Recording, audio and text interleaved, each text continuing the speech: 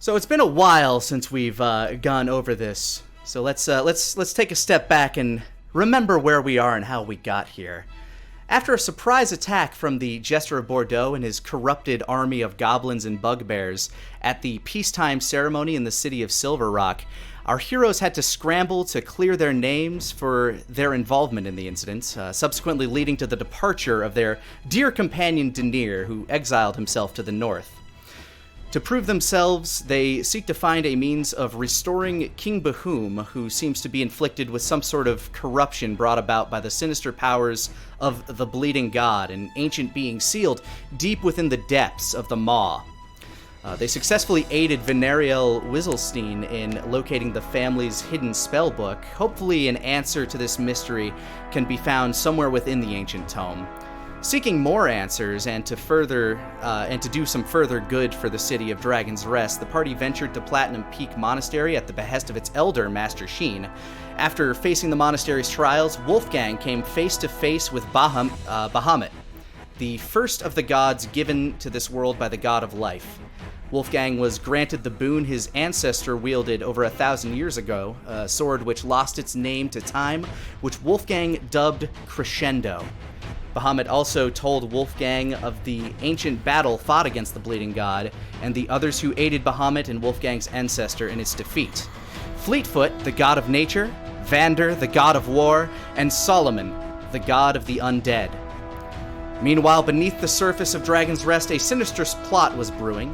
Vile human experiments were being conducted by a syndicate known as the Free Traders, leaving dozens ill or dead. Garrick Brightscale enlisted the aid of Asmo, Wolfgang, and T-Wig to help shut down this operation. In the guise of his vigilante alter ego, the Wraith, Garrick and the party infiltrated the Free Traders' stronghold and killed their leader, Fumidin, rescuing his prisoners and leaving the constabulary of Dragon's Rest to seize his research. Lastly, the party spent a day delivering a lesson to 4 promising candidates from Wolfgang's monster hunting guild, the Kylum Diaboli. Having successfully captured 2 displacer beasts and their newborn whippin' kittens, the party ventured back to Dragon's Rest to finish out the contract with the man who requested it, Xander Crowley. So by the time you guys got back to Dragon's Rest, it's well past dusk. So you guys decided to, I'm assuming, spend the night at Wolfgang's? Yeah. As has been tradition for the past 3 or 4 nights in a row, 5 nights, Slumber I think. party at my house. Yay. Pillow fight. Yeah, you guys get, back pretty well close to 10 p.m. or 11 p.m. It's late. Elliot has already been put down for the evening, and Oh, okay, for the evening. yeah, just he's asleep. And for right now, the displacer beasts are being held basically in a cage at the Kylum Diaboli until a better situation can be made for them, which you're hoping to negotiate with Xander the following morning. I'm nodding right now. Yeah, it's probably nobody likes big game animals to be left in a cage. That's no fun for anybody, especially the animals. AKA, don't support zoos that leave tigers in tiny 10 by 10 cages. That's a decree. Unless they're getting medically treated, because they have to be confined. So Oh they yeah, don't get hurt. if they're being quarantined for something, sure. But I've been to don't some you really, know when you're sick, don't you just want to be left the fuck alone though? I've been to some really sad zoos. Is all I'm saying.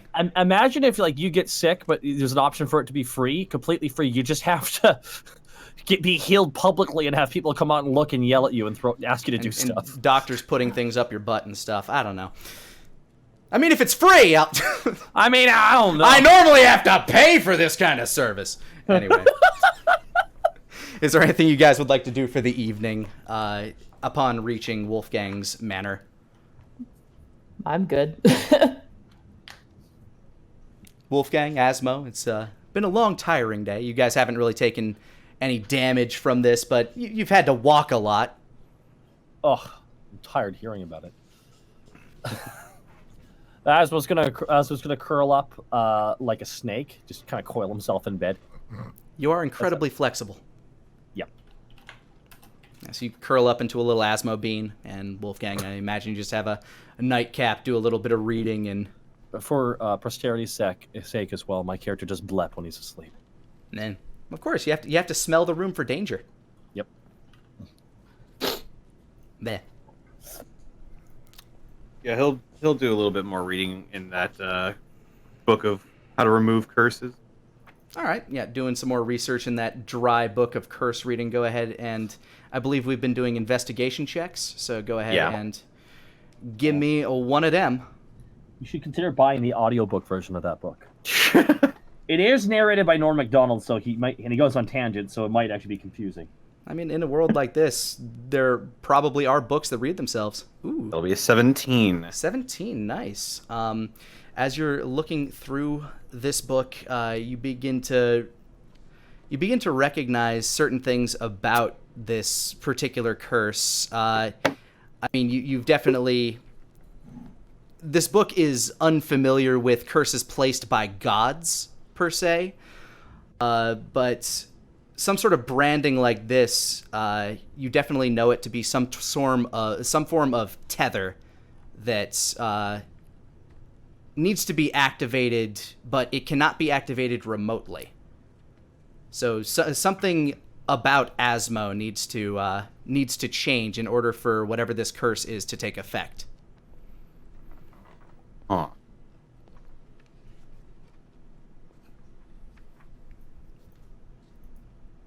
So yeah, just in your study of what is on him and any magical traces that happen to be bound to it, there's nothing that indicates that this particular curse has any sort of remote activation or any form of actual legitimate connection to to Solomon himself. Like, he has no say over what's going on here, nor do you think that it actually aids in any way with any form of Scrying?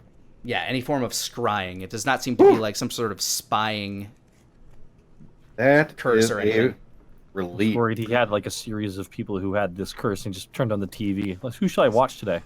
So yeah, you let out a nice sigh of relief as you look down at your glass of whiskey. You take a nice big sip, and you're still not entirely sure what will activate this curse mark, Sasuke. But Oh, God. I have a few ideas. yeah, you have a few ideas, basically based around. In fact, give me just a general intelligence check. Thank God the tuning exam's right around the corner. Hope there's no blowback then. Don't test me, 13. son. Okay, you're trying to recall the events that were transpiring when Asmo was to have received that. A lot of the memory itself is burned into your mind, but it all gets kind of muddled with the amount of adrenaline that was running through your system at the time.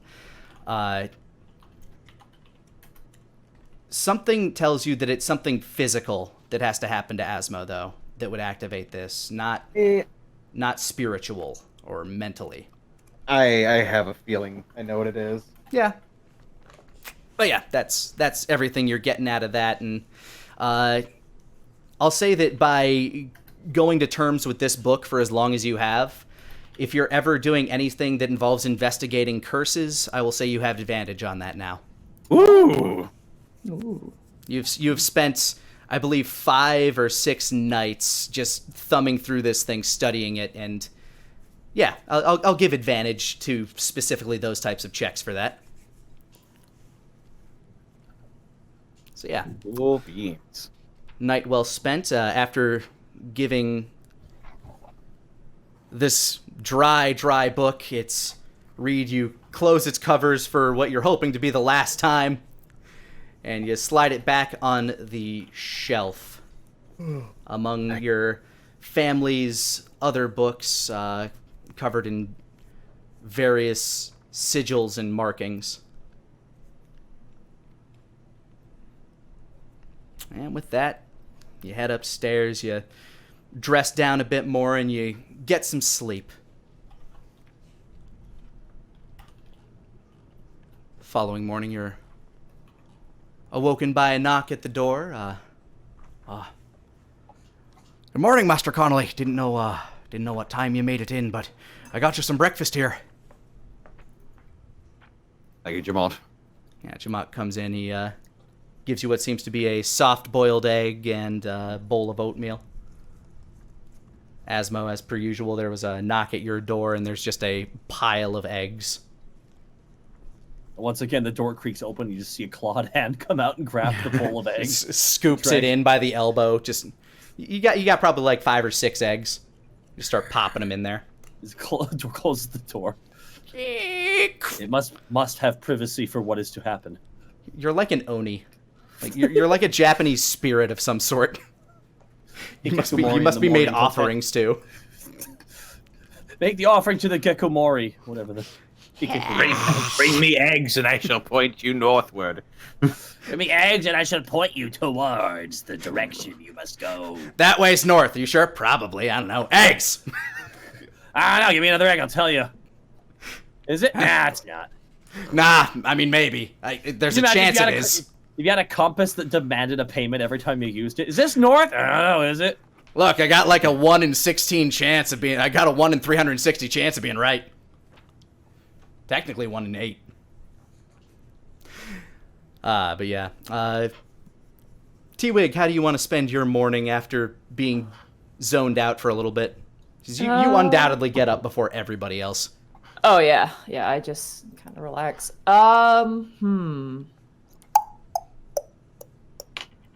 I think I want to try and find like some animal, like an animal that I haven't found yet, maybe.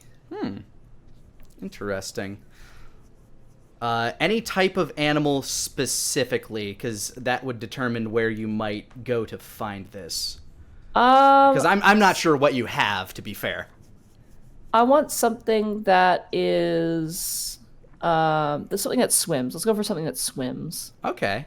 Because I only have 2 forms that let me swim. One is a fish and the other one's a crocodile, which are very specific. That's pretty good. But yeah, the only place you can think of around here that has really good fresh running water might be the park outside of the Wizzlestein Spire. I was wondering if I could go to the docks. Ooh, so, yeah, you get up early enough. It's like a half-hour hike out from where you are. But yeah, sure, no problem. Get down to the docks. Let me find my dock sounds. Docks. I wasn't ready for docks. Sorry. No worries. All right, you make your way down to the docks. It's early in the morning. Some of the people are kind of getting up for their dock work. A lot of the fishermen are starting to gear up the ships out that way. One thing that you've noticed in your time here in Dragon's Rest, with all the commotion that's been going on recently, as you're walking through, when you're walking through like the main thoroughfare of town, just out towards the outskirts of it, past the Wizzlestein Spire, you see a family gearing up on on a wagon, like carrying a lot of their possessions, whatever worldly possessions they may have, and they're moving out of town. You've been seeing this a lot lately with all the distress and the big dragon kerfuffle that's been going on. More and more people have been leaving Dragon's Rest and heading out northward and southward, or whichever way they deem to try to find a life away from all this hectic activity. But this one's gearing up, and you don't pay them too much mind. One of the children... In my brain, it's just like a migration. Yeah. Small child in the back of the wagon looks out and kind of bashfully pokes his head up and down looking at you. I'm just imagining T-Wig going, yes, they are going to the breeding grounds. Yeah, exactly. That's exactly what it is. Just big field. Yeah. Just have at her there, Yeah, child kind of bashfully looks at you as it sleepily looks out. I'll give a little wave. You can see a little smile creak across its eyes as it ducks down and then slowly peeks back up, and it seems to hold up what looks to be a wood-carved toy soldier that looks to be like a knight in armor.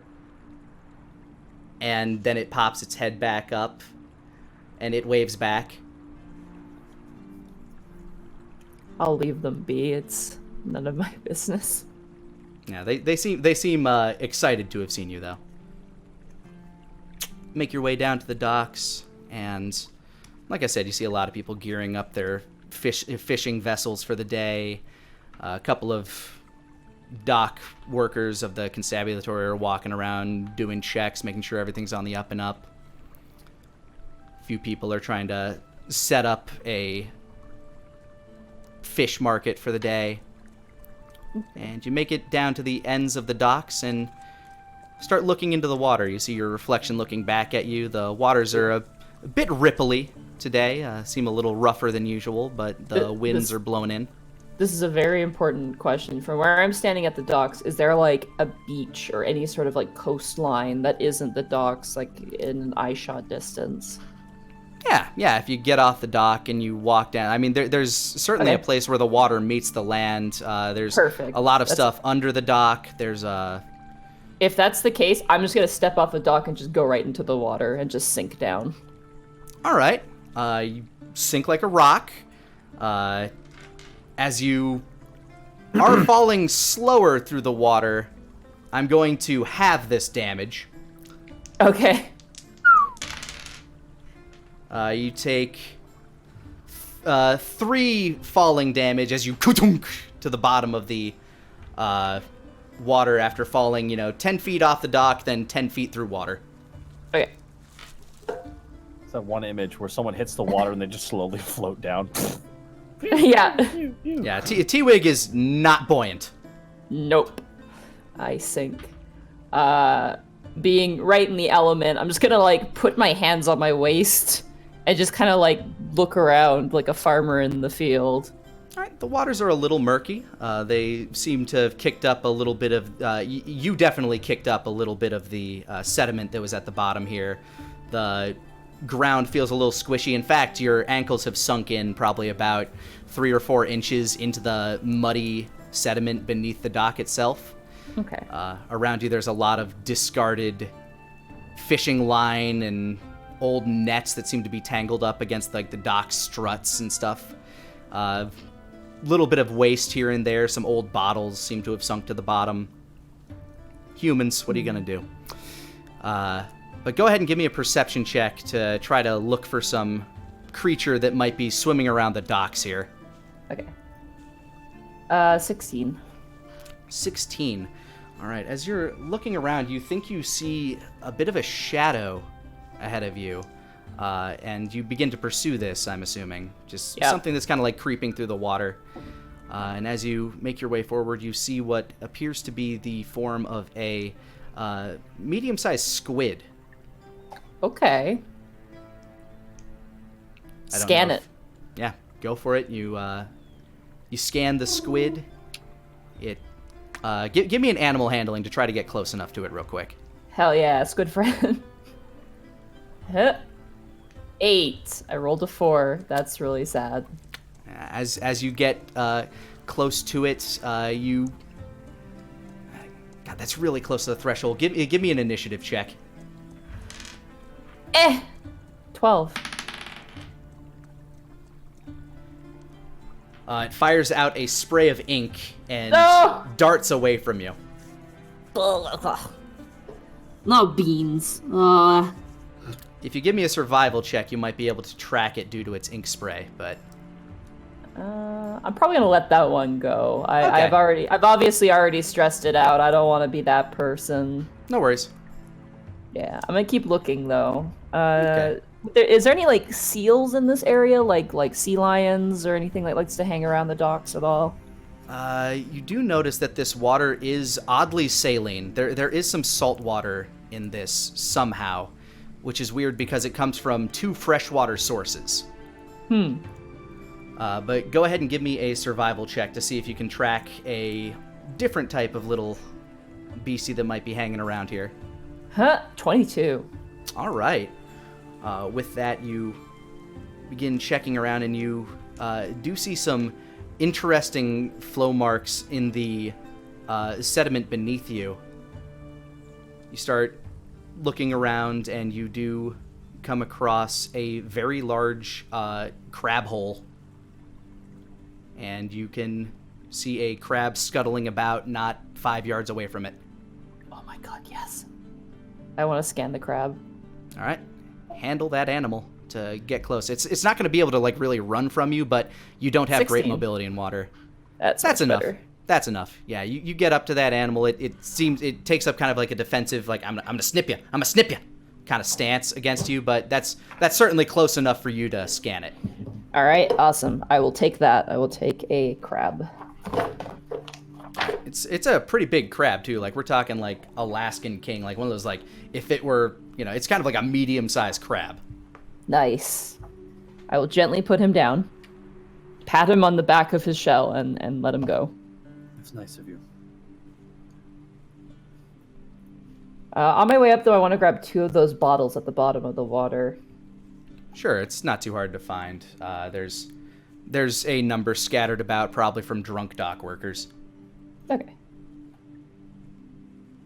And then I'll make my way home. Yeah, you walk out of the water a la Principal Skinner from that Bart's Hookie episode.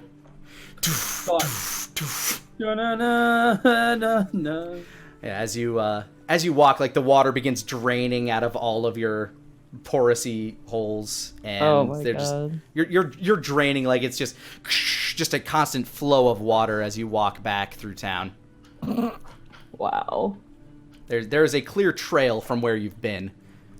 Luckily, by the time you get back to Wolfgang's, most of the muddy sediment that was on the bottom of your feet has, at the very least, fallen away, though your feet are still a touch dirty. Okay. And by the time you get in, Wolfgang and Asmo are preparing for their day as well, and you manage to come in just as Wolfgang's coming down the stairs, actually. Good morning. Hey, where were you? I made a friend. And I hold up the 2 bottles, the empty bottles. Yeah, you like kind of clank them together. Clank, clack. Man, what a time to not have garbage in my room. Hold on. There you Nice. go. All right. I met a crab.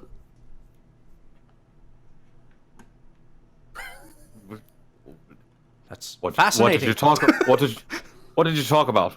Oh, it didn't talk. I just scammed him. I also met a squid. He did not like me very much. He squirted me with ink and then went away. Typical squids, am I right? Haha. How are you?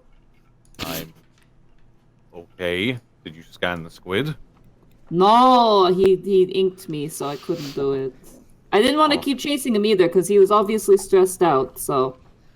It used to be easier, like, meeting the animals. They didn't seem to mind too much, but now, like... I don't know, it's just different now. My memories, they used to just come up to me, and now it's like, I gotta, you know... No, I have no idea. Morning. morning. Asmo slithers down the stairs. Literally.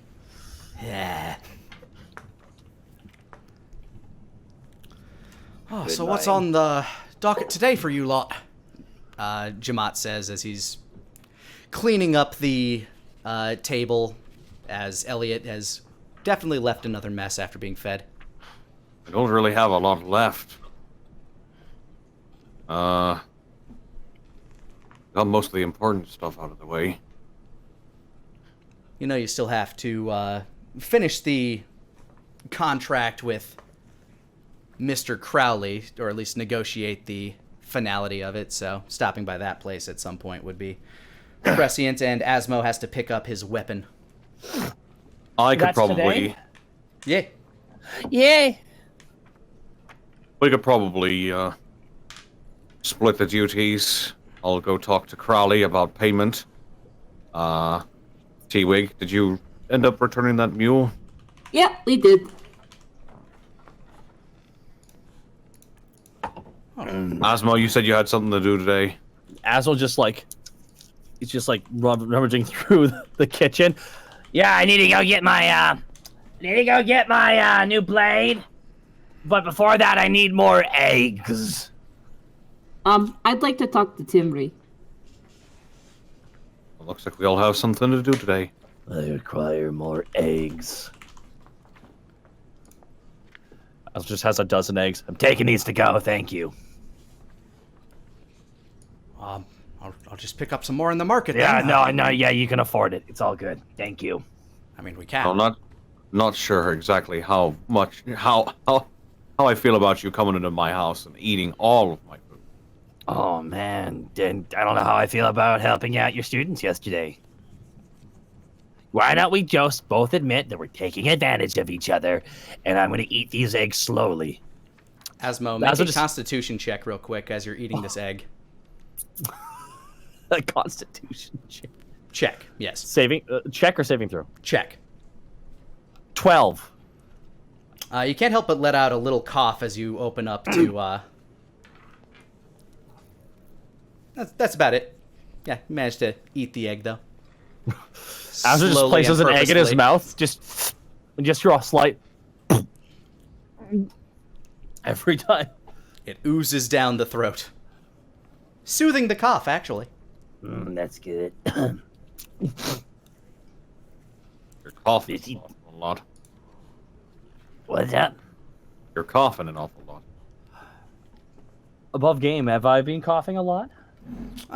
You felt like a cold's been coming on, like you've had that kind of scratchy throat feeling a little bit, but more so you've been like clearing your throat, and yeah, I'd say that there's a over average amount of throat noises that you've been making. I don't know what you're talking about, man. Given what I've been studying about, would this at all be related to the curse? Probably not. Not from what you know. By the way, I've been doing some research into that thing on your chest. I'm sorry, I interrupted you. Asmo changes no his attitude entirely. For starters, Solomon can't see or hear through it. I don't have to take stealthy. I don't have to take stealthy bathroom breaks anymore. That's good. I just didn't know. That just, oh my god, yes! Secondly, he can't activate it remotely. Oh, that is... Okay, then. Wait, can someone a proxy activate it? You never know when you's gonna show up, you know what I mean? Eyebrow bobs. I don't think so. Yeah, That's good to hear. You don't think that that's the case. You don't think it's something that if somebody messes with it that it would do something, but you're also... Again, there is a little bit of unknown territory in that this is a mark from a god. I'm going to assume that a curse cast by a god would have to be activated by a god. Okay, fair. And thirdly, something about you has to change fundamentally for it to be activated. Oh. Well, good thing. There's nothing at all wrong with me. High five. Yet. I'll Get myself. If I had to hazard a guess, I'd say the curse activates when you die. Wow. I could make that happen. He's taking Wolfgang's about to take a sip of coffee and just Sprays it all over Asma. Ah, I'm dying! What? I appreciated their T-Wig, but I think living's doing, like, I'm enjoying it so far. I mean, it would only be temporary. I kind of wave my hand, like, kind of like... You know, I feel like the thing with the curse... What hazard against anything like that? Okay. Don't know. Death or near-death states activated is what is my current hypothesis. This is like actual death, though. Definitely no. Okay. What have I done to you to deserve such treatment? You made me a criminal. No, you made yourself a criminal. And you were damn good at it. You are, in a book that I read, a bad influence. That's not true! You've corrupted my son, and now you've corrupted T-Wig. Am I going to be cured, Wolfgang? Is this going to be forever? I can remove the curse from you. Okay, good. You just have to follow my instructions. Okay. Don't listen to Asmo. You're right to ignore me. That's it. That's all that they only had to do. Only in crisis situations do you listen to me. The rest of the time, oh. I'm sorry, Wolfgang. Did you hear a sound? I heard nothing. Wink. Sounded like the wind. Why are you winking at me? How are you winking? Okay, and don't ask questions you don't want the answer to. Asmo just pats Wolfgang on the shoulder. Thanks for looking up, by the way. Glad to know he's not staring at me through my eyes or whatever creepy crap he might have done. Oh, trust me, I was doing it for more selfish reasons, but... Okay, thanks. Good Fucking enough don't go that you're- sailing it's with good this to- guy. T-Wig, good to know don't that go sailing with it's- Wolfgang. Never to go sailing with Wolfgang gang. He will take the wind right out of your sails, and then you're dead. Comforting to know that you're safe as well, Asmo. It is good to know that.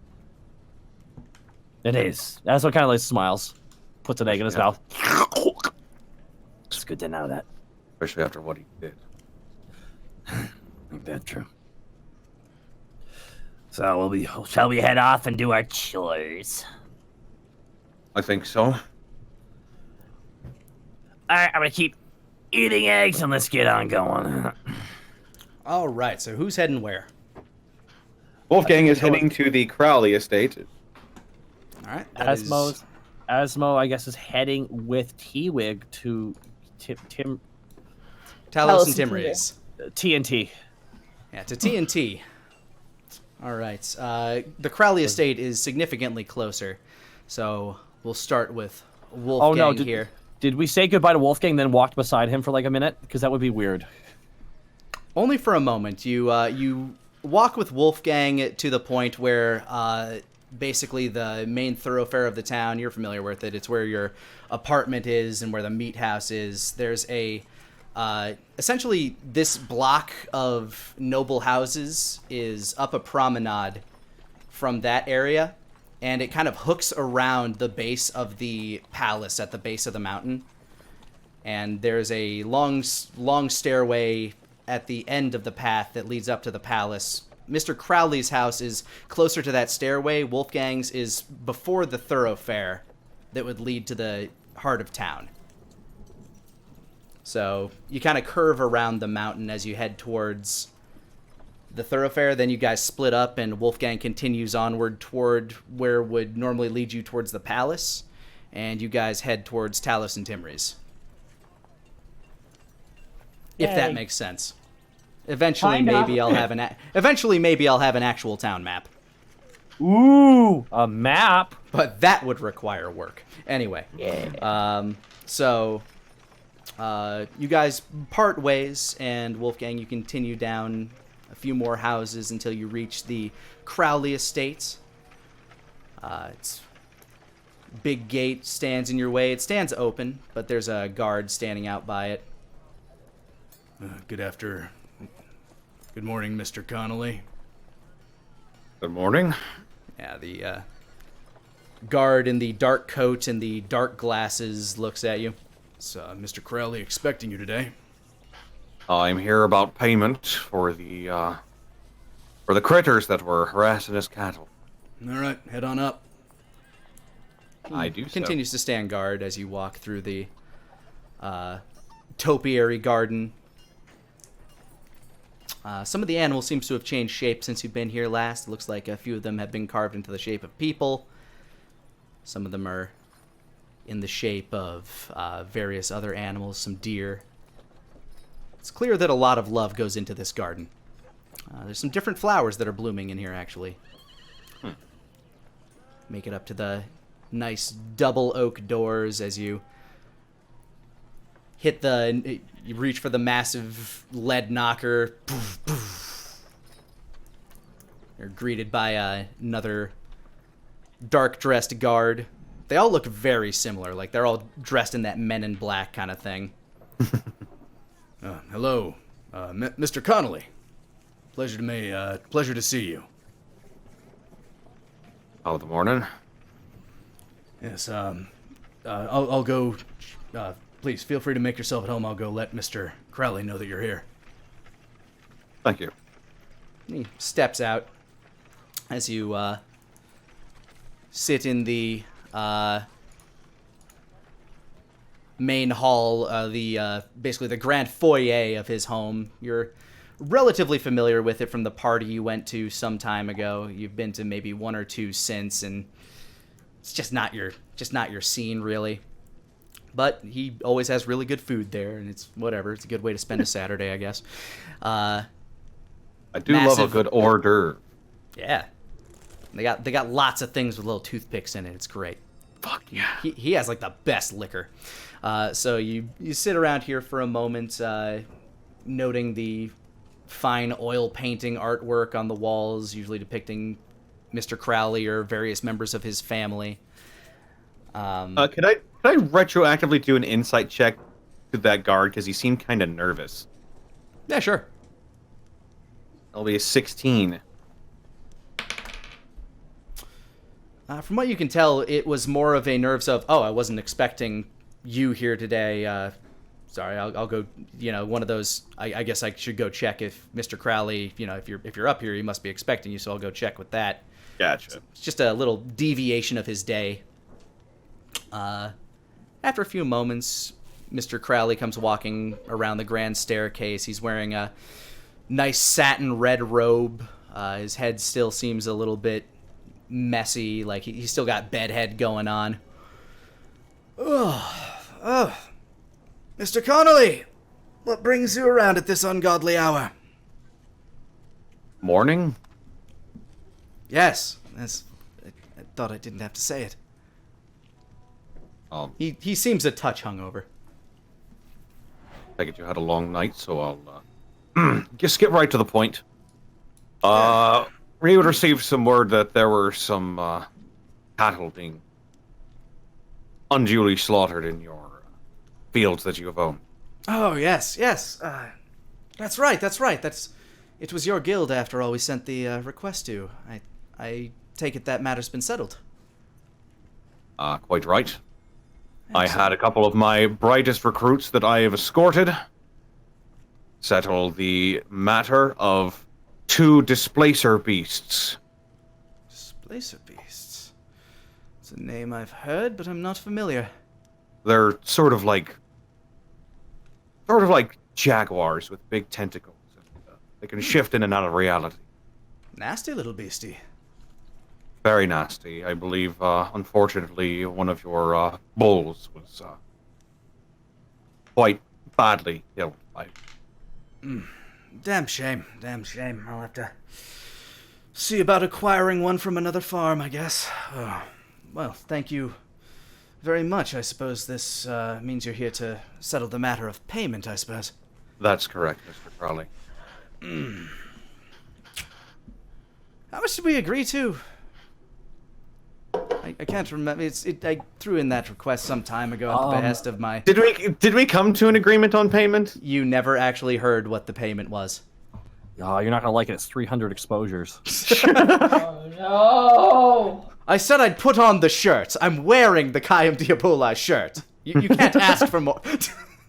You can't ask for more. Not from me. People, if I'm ever on stream, I'll be like, "Oh yeah, it's them. They're down the street. Check out their Twitter." And no one will, but at least I tried. Yeah, it seems this is now up for you to negotiate. Since it was a relatively small matter, I did have 4 of my best students there taking care of the matter. It seems only fitting that they each receive a portion of this. Although the matter was relatively easily handled, if it had gone unchecked for longer than a couple more weeks, I imagine they would have grown bolder, as they were hosting kittens. Well, the problem would have grown far worse. I think... Oh, you killed a whole family of them, then. We have neutralized them. I'm sorry, what exactly does that mean? I'm unfamiliar with... They're no longer a problem. Okay, well then. I think the matter of 500 gold would suffice. Simple enough matter. I'll have the money put together for you, and say, why don't you come by and pick it up tonight? I'm throwing a party.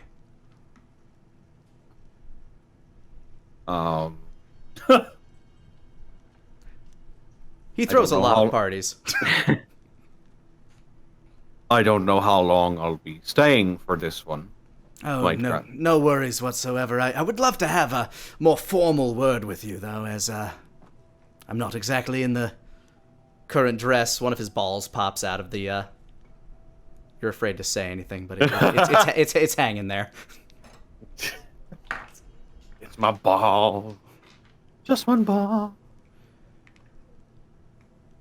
Yes, I'll gladly Well. put together that sort of payment for you if you'd like to stop by this evening. I could scrounge it up now if you'd like, but You said you wanted a word with me. yes, but I understand. yeah, he kind of like looks like he just got out of bed basically. I'm maintaining eye contact. Concentration check. Wisdom save. Natural 20. Natural Good. 20. All right. I Yes. don't look at. Bam! I don't Right look in the at eyes. his ball. You do not stare at his testicle. You are looking him dead in the eyes. Jesus. Unwavering eye contact. So, Monty, you looking forward to the Unexpectables on Wednesday? I'm just curious. Yeah. I think I will stop by later tonight to collect the payment.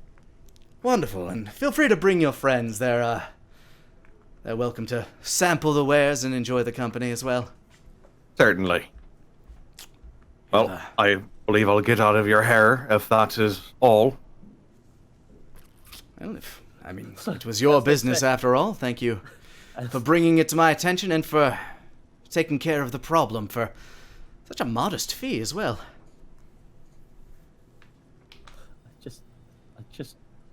I wanted Wolfgang Well- to say balls in your court so badly. I don't know. Do I want to do this?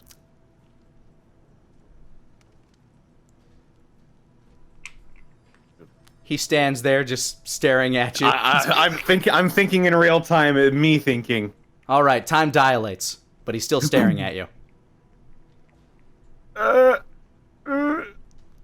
He coughs and it moves up a little. My deception isn't that great. Well, they are just trainees after all, and don't want to get their heads swollen. A good way to train the next generation. I wish my son was around. Perhaps he would have been able to benefit from your school. Anyway, you have a nice day, Mr. Connolly. I will see you in the evening. You as well, Mr. Crowley. He starts to head back down the hallway. I will step out. Guard nods as you pass, as you head out towards the town. Meanwhile, Asmo, T-Wig, you guys have arrived at Talos and Timry's. I had so many eggs. As you pop through the door, you get that little ding, ding, ding, ding, as the bell rings. Hello, welcome to Talos and oh, it's you. Hi. Oh, come on. Say it with a little bit of happiness. Hello. Hello, Like T-Wig. that. That's good. I am not associated with this criminal in any way. And I walk inside. That's the spirit. Yeah. And the kid's acting out. What are you going to do? Anyways, is your boy Hackless in the back there? Oh, yes. Hackless! Tell Hackless I'm backless. Hackless! Hack! He's back! From around the corner, you hear like this excited like as a bunch of stuff kind of gets like obviously knocked to the ground. Oopsie daisy! And he comes barreling around the corner with what what appears to be something under a leather, like in kind of like a leather tarpy bag. Ha! It is you! Okay, good. I've been working on this really hard. I'm so excited. Okay. Now, when I came to you, Hackless, I gave you but a blade wrapped around my fist and like grow like claws. Technically, you gave me a handle. I did. Now you said it was not at its full ascendance. Oh no, boy, was it? No! I'm feeling really good here. Really good here. You should. Please, Hackless. You know what, Hackless? I'm a showboater, but I know for a fact you are too. So please, present the blade. Okay. The way you want to. He holds the opening of the bag, like the mouth of the bag, towards your hand. Reach in and grab. It's not a rat trap, is it? That would be funny. It would be that I kill you. He just kind of smiles at that. Yeah, it would be great. I kill you, though. Seriously. Go ahead, take it. Asmo slides his right hand in. You feel the familiar, cool, leather-wrapped grip that you're familiar with, but it feels like there are some, like there's definitely something surrounding, like on both sides of the handle now. As you grasp it, your hand kind of feels this cooling sensation, almost as if you have like kind of refrigerated air swooshing out of the bag and up your arm. And you see a kind of a cyan bluish glow emanating from within the bag where you gripped the handle. Ooh, Asmo slowly pulls it out. And as you pull it out, you see these two curved blue blades that seem to kind of like hook up and around your hand in sort of a beetle jaw-like manner. And as you pull it out, there are on each side of your hand two, there's a blade on each side of your hand that's about 4 inches long that curves out in a scimitar-like fashion that seems to meet at kind of like a beetle's jaw-like position. All right, now try gripping down a little. Asmo squeezes. And as you do, the blades part from meeting at a single point and kind of curve out to look sort of like glaive a little bit. Ooh. I present to you Kabuto. Or I guess in Elven speak, Hiryu Thul, Winter's Wind. That's really good. I love it. I love it. Now let me give you... Actually, let me pop this in your character sheet here so you can have the stats for it. Winter's Wind, once you are attuned to it, which since you were previously attuned to this weapon, I'm not going to make you go through a short rest for it. It deals 1d4 slashing and 1d4 ice, so it's a little bit weaker than Frostbite in that regard. But Hackless goes on to inform you that it deals... you can use it as kind of a boomerang-like weapon. Oh, fuck. Here. Oh, my God. He kind of ushers you back behind the desk towards what looks to be a sort of long hallway. And you can see like blade marks and scorch marks just at the end of this hallway. And he goes and he sets up a small vase at the end. It's about 10 feet away from you where you are. Go ahead and try to throw it and arc it back to yourself. Kind of like one of those boomerang thingies. It's a boomerang. Well, it's a fancy weapon. Maybe I should make one of those. I mean, this is kind of like it, but it's not the same. Anyway, Right, try it. All right, so I squeeze down and it split. It's pretty much the two blades. It splits, and you can feel the wind start to circulate around your hand as if it is ready to be thrown. All right, just breakable shit in here. All right, fine. Asmo chucks it. All right, roll. Yeah, here we go. I must come up with a name for this attack. There we go. Frostbite has now been changed to Kabuto in your thing. Go ahead and roll to hit. 24. All right. It slides down and slices right across. Go ahead and roll damage, I guess, just to... 8 piercing plus 4 cold. Nice. It slices right across the face of the vase. But now go ahead and make a dexterity check. A dex check. Yes. 18. And it comes circling back around just past Hackless, missing him, and you catch it right in your hand. Oh my god. So essentially, I stop squeezing and it turns back to a regular blade. Yeah, like it 2 blades. turns into kind of like a pointed grip dagger. I need to look up what that like looks like. A punch dagger, basically. It kind of like frames your hand a little bit. Oh my god. Think of it like a monk weapon from Final Fantasy XIV. Yeah. That's pretty much Tactics? exactly. Yeah, pretty much Tactics, exactly what it remember is. Tactics? The monks had like those claw things. Yeah. Oh yeah, like, and they hold it in the middle. Kind of like Cestus, you know, they put a push dagger, do you mean? Pretty much. Yeah, a punch dagger, kind of, but it isn't coming from between your fingers. It kind of encircles and encapsulates your hand. Okay, this is really dope. So basically, it can be thrown and will return to the wielder with a dex check, DC the distance thrown. DC the distance. What is that? That means if you're throwing it 15 feet, you need to make a dex check of 15 or higher. If you throw it 20 feet, you need to make a dex check of 20 or higher. But as long as you can make that dex check, you can throw it as far as you need to. And it can up to 30 feet, which is, or I think 60 feet is the full 30 feet of a ranged weapon, right? Of a thrown dagger. I think it's 30 to 60. Yeah, 30 to 60. So up to 60 feet you can throw it, but it's probably not coming back, barring a nat 20 at that point. So at that point, you're just using it as a throwing weapon. So pretty much it has 2 blades, one on each side, essentially, that stick forward? Yes.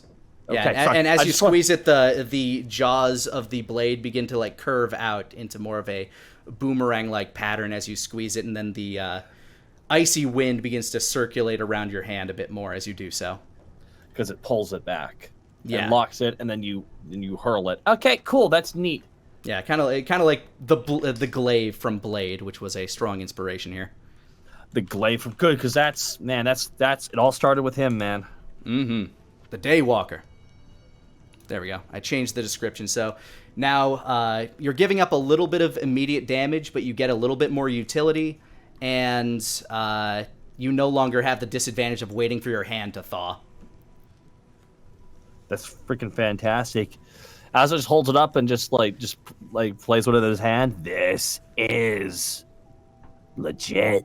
Ah, you like it! I knew it! I knew you'd like it! Good. This is good. This is good. It's not what I was expecting. I thought it was going to be like wrapping around my wrist or whatever, but this...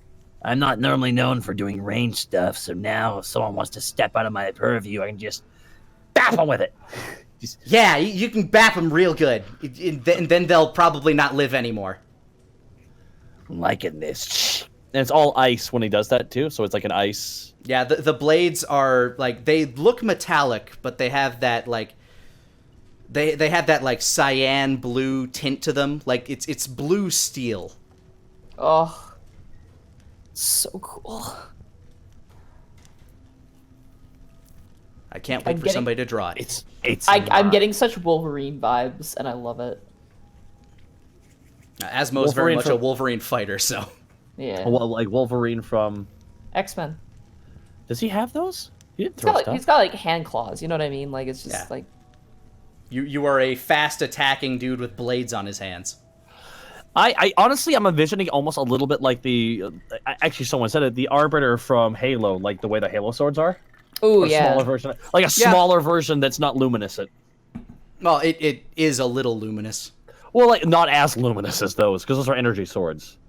I'm thinking like a dagger version of the energy sword, but when I squeeze it, it goes vertical. Yeah, and then it kind of turns into like a little glaive-like boomerang, basically.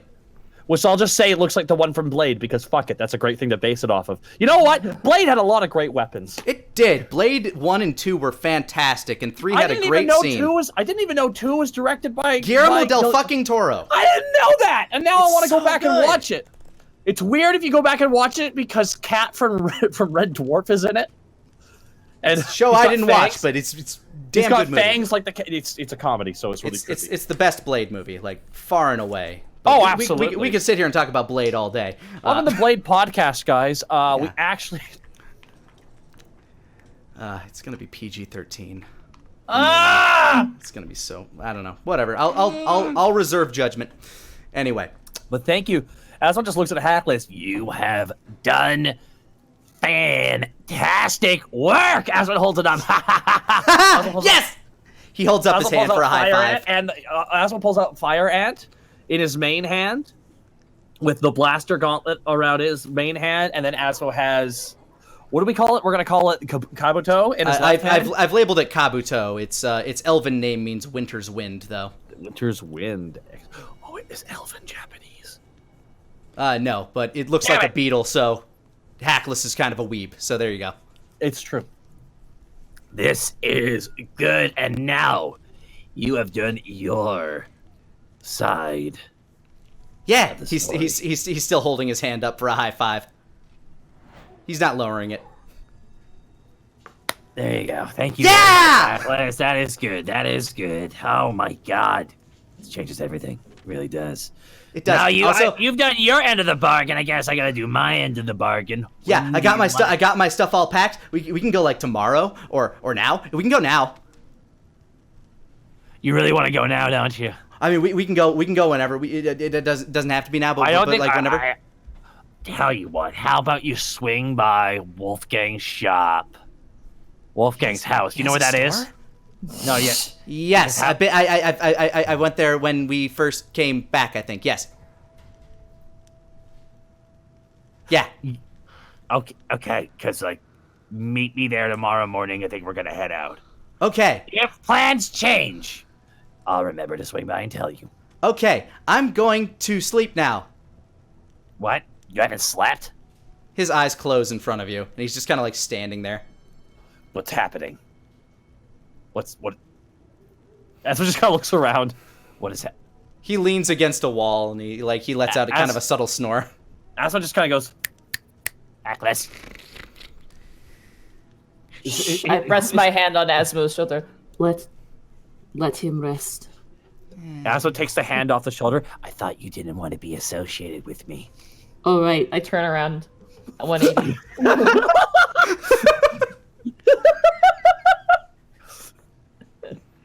Damn. I'm guessing you go downstairs. Yeah.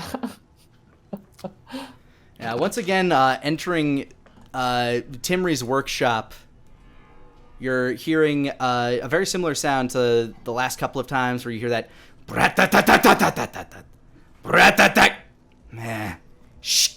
You start hearing kind of like the ratcheting sound of like moving wrenches and stuff and clanks against metal. Huh? Hello? I recognize those metal footsteps. I recognize that questionable metallic sound coming from the basement constantly. Hello? What do I owe the pleasure today? I'm a criminal now. I'm working on having that not be a thing. So you're looking for a place to hide, or? No, we're good. I was supposed to say Okay. a criminal to criminals. It was a weird and complicated thing. It But I sounds want to like let it. you know that I'm turning a new leaf, which is a phrase for that you're trying to be a better person. That is what that means, and I'm proud of you for taking steps to experiment about what you enjoy about being you. Never mind, I don't really want to know.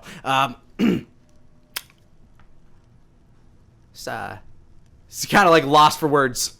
Sarah, Can you upgrade me? in what regard? I don't suppose that would be. Well, I was with Wolfgang and Asmo, and we were in a cave, and I saved some baby kittens. You know, part of that turning leaf thing. Right. And I kind of realized that I can't really see that well in the dark. I might be able to make something work out here. Do you think you could upgrade my eyes? Might cost a little bit out of pocket. I probably don't have the resources on me available, but there are probably a few options we could work out. Let's see. I pull out coins from my body that are still wet with seawater. I had 20 coins and this seashell. It's a mighty nice shell, but I'm thinking maybe more than 20 coins might be the case for this one. I can, of course, loan you some, but then I'd need to figure out if you know exactly how money works.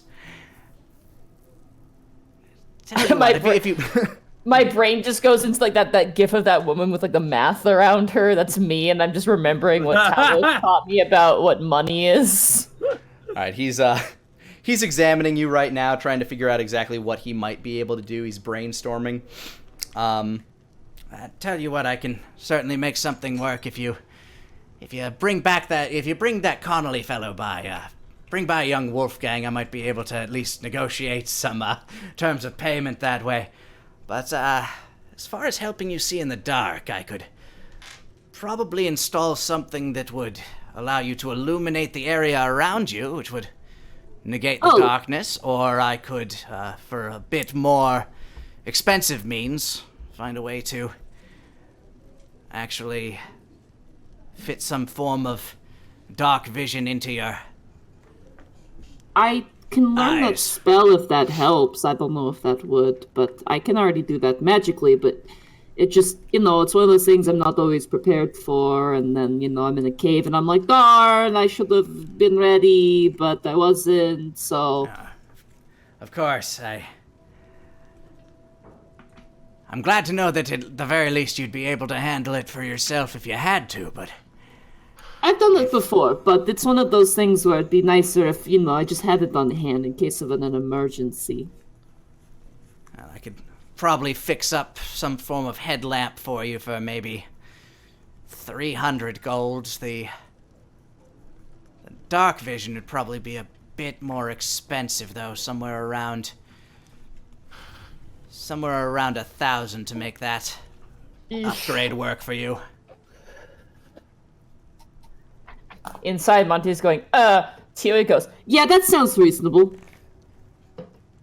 Okay, well, I just wanted to see if it was possible, so... Like I said, the lighting will probably be a bit easier, but the if you need it quickly, the being able to see in the dark would be a little bit more expensive, and I'd have to use a few of the resources upstairs, and Talos doesn't exactly like me rummaging through the wares when I don't have to. Oh, no rummaging. and I waggle my finger. Yes. Okay, well, I kind of, it's like just instinctually copying other people, kind of like pretend to scratch the back of my head. thanks for your time, I guess. What are you working on down here? Well, since you asked, he kind of like ushers you back towards the, around kind of like the U-bend of this little basement that's cluttered full of things. I've been trying to find a way to make this thing function properly. It's a little bit of gnomish ingenuity along with some of the stuff the dwarves like working with. They're good with some of those big mechanical things, but yeah, he shows you kind of like this little there's this little grip that has like a handle by it. Try pulling on that real quick. Okay. Without even any hesitation, I just grab and pull. Yeah, you grab and you grab the grip and you pull the handle towards it, and you see as some of these you see a red glow emanate from some stones that seem to be at the end of these spokes with a what appear to be like metal vases all around the edges. As you see some of these light up, you see a small fireball just poof, and you start to hear them go as they start to wheel around, but then they sputter out and one of the stones kind of pops. Trying to get that to work, basically. It's feel like I can turn that sort of torque into something. I'm not sure what yet, but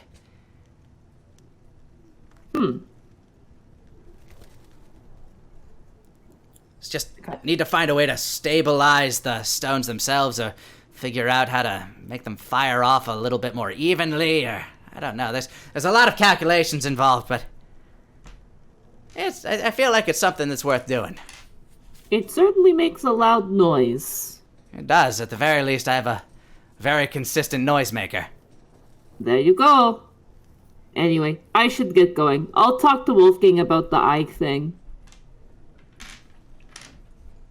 All right. Yeah, feel free to bring him by. That way we can at least settle up and know what sort of resources we're working with. For sure. Okay, take care, Timmy. Make sure to eat and, like, see the sunlight or something. It's a little overrated if you ask me, but I'll do it for you, T-Wig. You, keep turning that leaf. Always. And I walk up the stairs. All right, you head upstairs. Asmo's just kind of poking Hackless very lightly with the blade. Hackless. T-Wig, you done? I turn away and go, Yes, omniscient voice, I have finished. Oh my god. Anyways, we're going on a journey tomorrow. So, Fun! Talos turns the page on his paper. yeah, we're taking Hackless with us. Is that cool? Oh, he's been talking about nothing else except for, well, that and your blade and anything else he's enchanting, really. But it'll be good for the boy. He's been excited about it. Do you want me to get him, put him on a leash or something? Like, Oh, he can take care of himself, believe it or not. Went all the way to the north on his own. I believe it. Went all the way up north on his own and still found his way back. The boy's strange, but he's got a way about him.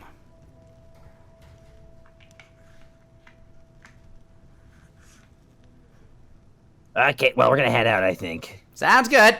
Yeah. Buy something next time. Hey, He looks up from the paper. Yes?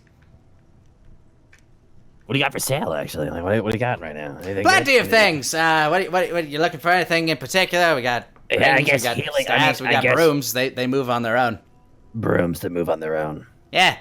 Do they clean? Do they sweep? Typically, yeah. I mean, that's what Hackless builds them to do.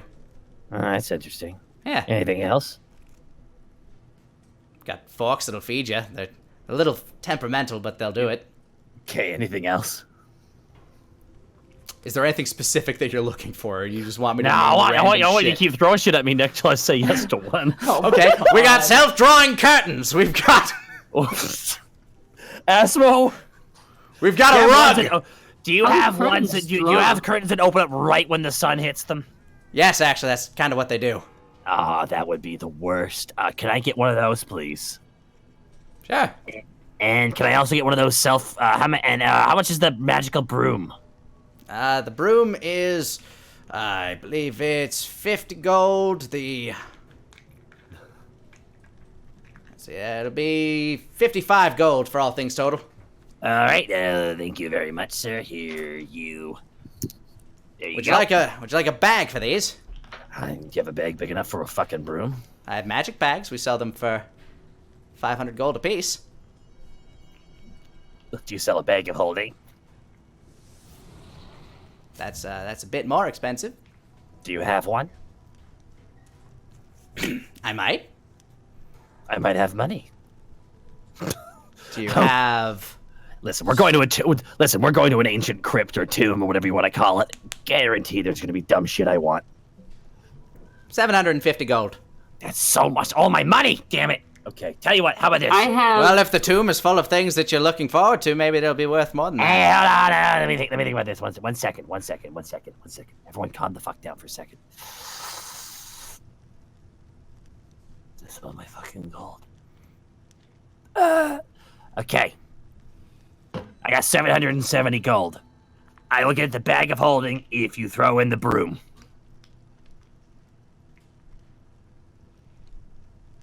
Roll persuasion. Can I assist with this? Yes. I'm gonna give 2 thumbs up behind Asma. Okay. Roll persuasion And- with advantage. And to be fair, I am taking your nephew off your hands for the weekend. 22. Thank you, Nadine.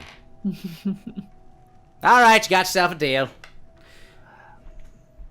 I got a bag of holding. Yep, you have a bag of holding, and Put this inside of me. Again. No. You have a bag of holding, a broom of sweeping, and a set of curtains of good morning.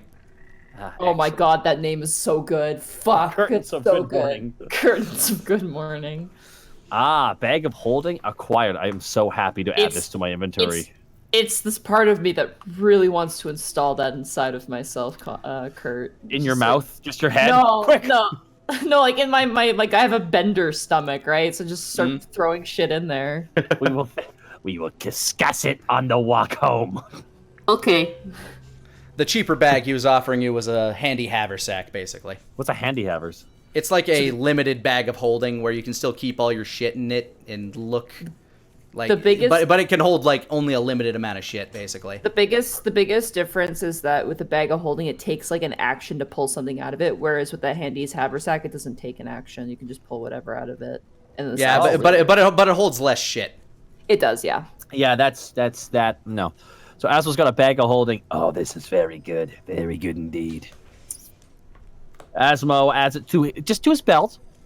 And sees T-Wig eyeing it up. It's a nice satchel. It has like a nice shoulder strap. It has a little clasp on the front of it.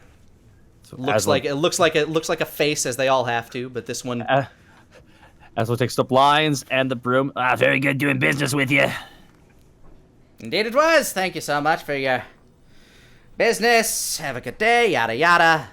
Blah blah blah. On our way. Thank you. You get it. Ding ding ding ding. Hey, Asmo. He kind of waves his finger at you as you leave. What is it, T-Wig? I'm turning a new leaf, so I'm talking to you again. Man, I don't. That hurt. By the way, saying you didn't want to associate with me because I'm a criminal. I'll have you know, I just paid for this. I paid for all that. Mm-hmm. You did. I have a question. Yeah, okay, I got answers. Is 1,000 gold a lot of money? Well, I just spent all of mine. That was 770 gold. Yes, that's why I was wondering. Was that a lot of money? Okay, so like imagine 1,000 gold, right? Okay. Now imagine it was in quarters, like 250 each. Like 250 plus 250 plus 250 plus 250 equals 1,000. Yeah. Okay, yeah. It's like but like two 250s is 500 and two 500s is 1,000. So I just spent 750 essentially. So what I just spent, you need to spend 25% more. Yeah, but is that like a lot though? I mean, depends. What are you getting? I want to upgrade my eyes so I can see in the dark. Oh, that's cute. But yeah, no, yeah. That is it's. I mean, so at nighttime, what do you see? Well, it's like there's a fuzz in front of my face. Like I can see a little bit in front of me, but beyond a certain point, it's just like static. What's static? It's like I kind of wiggle my fingers. It's like a fog, but it looks like there's a bunch of like flies in it, and there's like thousands of flies, and the fog is made of flies. It's all different colors. God, that sounds terrifying. I mean, it's worth it if you get rid of that. Yeah, that's kind of what I was thinking. So how much money do you have? I have 20 coins, and I just Hold out 20 gold pieces. That's I it. can't remember where I got this from, but that's all I have. You're Asmo pulls out 95 silver coins. You are 20 times richer than me right now because I am broke. Okay. I'm going all in on this tomb raid. I'm going in there. We're taking urns. We're taking gold emblems, tapestries. Why the fuck not? I really want us to have fun in that tome. If you need 1,000 gold, T-Wig, hear me out here. Hear me out. Okay, I'm You need hearing 1,000 gold? I like gold. How about we make it a mission when we go into this tomb crypt? That we take as much shit. Let's as well. Is that stealing though? No. Let me clarify this. It's very important. If we were, say, going into Talus and Timry's after they were closed, right? That's stealing. That's stealing. Now, if it's an ancient tomb and the civilization is dead, it's not stealing. It's just reclaiming. I have a question. Yes. How long do they have to be dead before it goes from grave robbing to archaeology?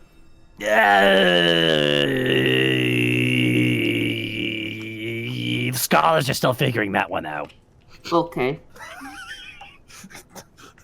I would say for us. So here's the thing: you want to do good with your eyes. You want to do good. It's been the thing Yeah. you've always wanted to do. You want to do good. That's the thing. Yeah. Yeah, you want to do good. The thing is, to do good, You gotta have money to do because you want to see in the dark and fight even better at night, right? Sure, yeah. Don't do that. You need 1,000 gold. Yeah. So you're not gonna steal from Wolfgang, right? They're walking while What? we're talking. No. Why would I? No, steal I mean from you Wolfgang? wouldn't steal from Talus and Timmy, right? As you say, stealing from Wolfgang, you managed to cross paths with them. I sort of grab Crescendo. What are we stealing from me? Oh, no. Wolfgang. I wrote it to Wolfgang. Wolfgang. That's me. Can I have 1,000 gold? Wolfgang grabs a water bottle from his pouch, takes a drink, and This isn't whiskey! Yeah. See, T-Wig needs some money for an upgrade, so I was telling T-Wig when we go to that tomb crypt place we're going to tomorrow, that might be our chance to make some good old money. Which is why, Asma pulls out. I got ourselves, and I spent all my money. I don't want you all to know that this is an investment, by the way. I got ourselves a bag of holding.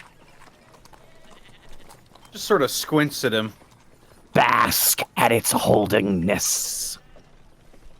He's also got a new blade at his side. Also, say goodbye to the old blade. Say hello to Kabuto. And Asmo squeezes it. And then Asmo's like, You see what appears to be like a small ring of ice kind of like swirl in the wind around his hand as he does that, as the blade separates out into a glaive-like pattern. and Asmo just kind of tosses up in the air real quick and grabs it again. Whoosh, whoosh, whoosh, whoosh, whoosh, tink. Simple enough. The fully upgraded version of my blade. But no. Just know this. I got you and Jamat a present. Asmo reaches into the bag of holding. I got Jamat this. It's a magical broom that sweeps for you. I already got him one. Can I have it? No.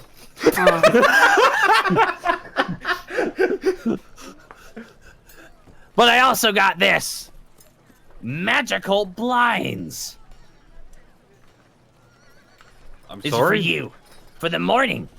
They'll just open up in the morning without Jamat needing to come in and do it for yourself. You know? Sorry. I guess I just have this fucking broom then.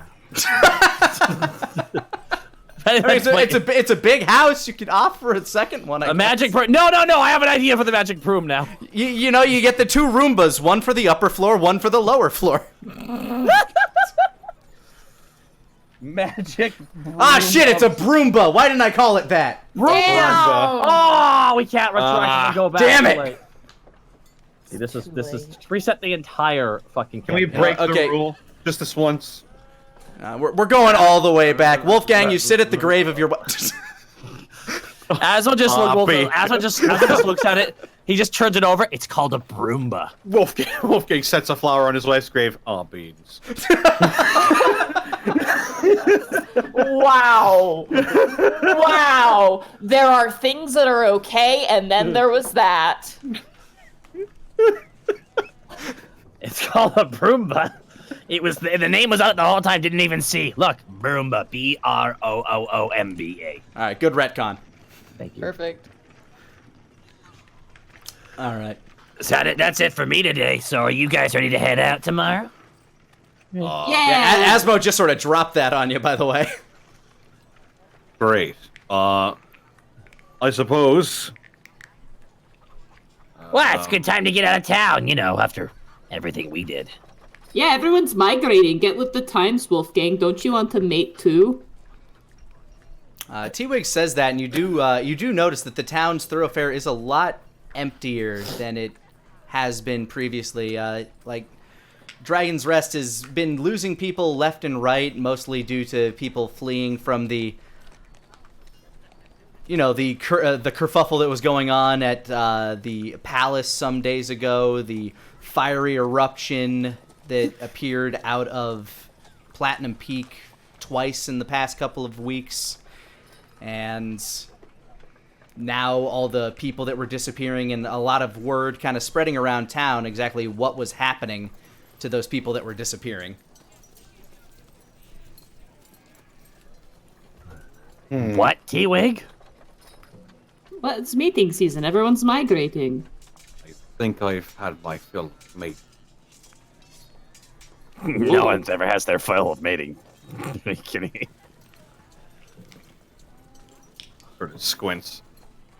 Asmo squints back. I am He's a snake. He does it better. It's I true, am I do. Supposed to feel included.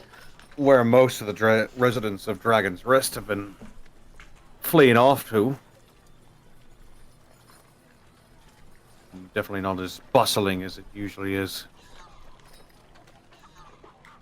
Yes, I believe. I kind of like there being less people, though. You know. Definitely more room at the meat house, even though you have a reserved table. Mm-hmm.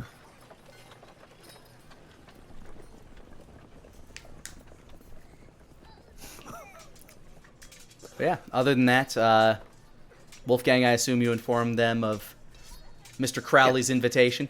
Yep. Just about to do that. So Mr. Crowley wants us to come to another party tonight. A party? The last time that happened, He voluntarily drank poison. it's true. Oh, he everyone always that. does that. Yeah, everyone does that. I will be doing that too, and so will Wolfgang probably. That's really bad, though. It's true. It does shorten our lives, but just know it's worth every second of it. Probably not mine. As you get older, you start to realize that doesn't really matter in the grand scheme of things. Wow. Yeah. Not ready for this conversation to get that deep. Deep thoughts right now coming from Asbel. I can't get old. At least I don't think so. All right, so I know how you dress up, Wolfgang. Should I go in this? Asmo just gestures to his regular robes. Or do you got like a special outfit for me? You do have formal robes that you wore to the, actually, if I recall correctly, the last party and the royal ceremony that you went to. It's over a year and a half ago now. Oh, we get to wear our nice outfits. Oh, T-Wig, you can wear a bow tie. Yay! You have your own feckin' clothes, Asmo. You just have to go back to your apartment. Yeah, go back to your... Whoa, no. Okay, if we're gonna go back to my apartment, I want you guys to come with me. It's right Fine. over there. It's not even that far away. No, fine. That's great. I'll do it. Let's go to my house. God. Like I'm asking you to walk up a mountain, which is what you made me do. Asmo just says walking off. I didn't make you come to them, huh? Yes, you did! All right. So you guys head over to Asmo's place. Sure. Yeah. All right. You guys go into the Phoenix Perch. You're familiar with it. You stayed here long ago. T-Wig, you've probably never actually been, but it's a very nice inn kind of at the edge of the promenade right next to the Royal, or right next to the Noble District. It's across the... it's right across the main plaza from the meat house, so Asmo's room actually overlooks it. Okay. As you go in, the front desk looks up. Oh, you're back. We're about to start asking the royal family if we could turn your room over to somebody else, but welcome back, Mr. Asmo. Yeah, a quick question. Has anyone asked about my room? No, you haven't received many visitors. You have some mail though, quite a bit of What? letters. Yes, quite a few letters have been sent to you over. You put a package of mail down. Yeah, he just sets down like a parcel of like several letters, basically. Oh boy. A lot of it looks to be junk mail from different stores that are opening and shit like that. But Asmo like pulls up on the first one. Okay, let's head upstairs, guys. yeah, the first one you pull open is Talos and Timmeries, now featuring enchantments by Hackless. Hackless. Asmo just scrunches up, throws it over his shoulder. Oh my god. I want to believe T-Wig grabs them, puts them in the garbage can each time. No, yeah, I'm gonna put it inside my chest piece. I don't want As you go to pick it up, T-Wig, it properly refolds itself and then flutters out away on the wind.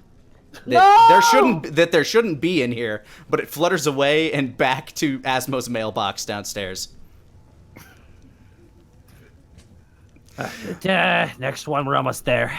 Get All another right, one. you start looking up. Presto's Cleaners. Yeah, don't care. Puts it in the take back that. pile. I'll put it. Anything This- that's thrown over the shoulder, I pick up. Yeah, this one does not magically put itself away. But yeah, as you're looking through, it's a lot of junk mail. There's some coupons for the meat house. Oh man, we eat there for free though. Wait, do we? Oh shit. Seems just be you have a tab that's running. Oh fuck, I'm broke. But as you get to your room, the doorknob is, all the things outside are nice and polished, but you open up the room. It's really dark and musty. The curtains haven't been drawn in some time, but you do notice something at the center of the room that seems off to you. There's, Perception or it's pretty plain to see. It's a what looks to be a dusty burlap sack with another note on it.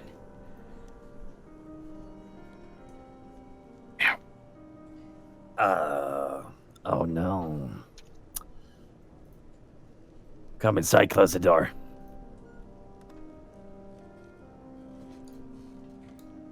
Asmo just gets down on all fours and slowly crawls towards the bag. Your gut slowly raising, like you can feel it kind of quivering as you look over it. You get kind of a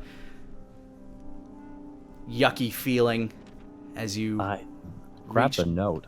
All right, you lift up the note, and it's pretty bare. It only has a few words written on it as you turn it over. It just says, "I didn't know. For your friend." 2 separate sentences. I didn't know. For your friend.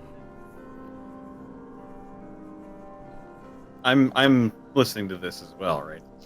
If Asmo reads it out loud. I didn't know.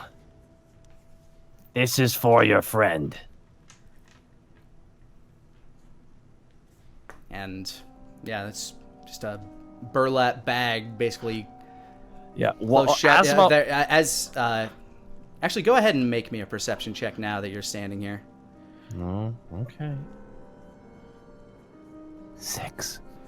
Yeah, there's a lot of flecked mud all over the bag. It looks like it's a bit dirty, especially around the especially around one side. I don't like where Wolfgang. this is going. Wolfgang.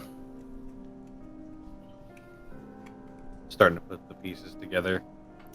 Hey, Wolfgang. Asmo just kind of gestures his finger. Come here. Walk over and look. Asmo's just kind of like slab squatting down. Kind of just looks forward out the window. I'm gonna take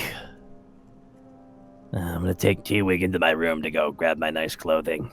You only have a studio apartment, so this is the room. I'm gonna grab my clothing. I'm gonna grab my clothing with T-Wig and head back to your place. I think after we head out, you should take a look at this bag. All right. Asmo just hands him the note. 2 fingers. Asmo goes over to his closet, opens it up, takes a nice outfit. Wolfgang, now that you're standing there, go ahead and make me a perception check. 19. The mud on the side of the bag, the flecks of mud and the streak of it, as Asmo's drawn back the curtains to kind of let in some natural light, it's not mud. It has the distinct scent of copper. It looks to be dried blood. Oh no. Asmo has everything he needs now, and Asmo's just gonna kind of take T-Wig by the hand. Come with me, T-Wig. Okay. Just follow. Hey, we're gonna be shall we meet you up at your house? Yeah. Okay. I'll ask Jamat to give your baby a hug. Asmo closes the door. Asmo comes back and puts the keys down. Please lock up before you leave. slides them under the door. Lock up when you go. I'll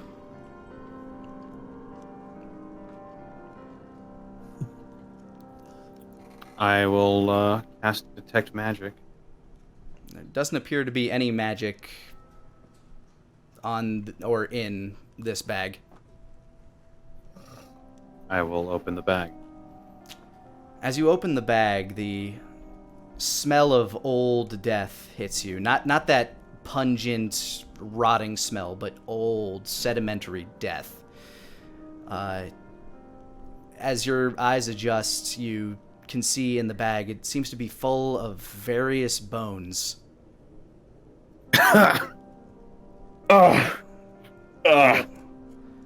There's ribs and femurs and tibias, all sorts of, finger joints. They all seem to be disconnected.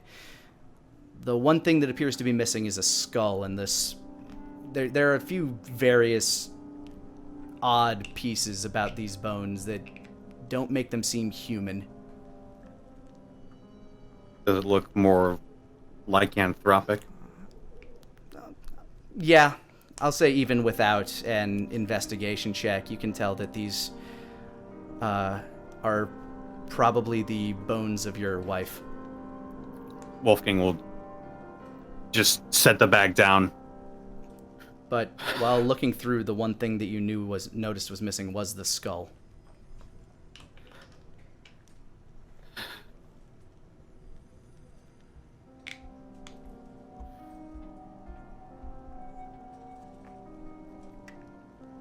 Wolfgang will close the bag. And Bag is closed.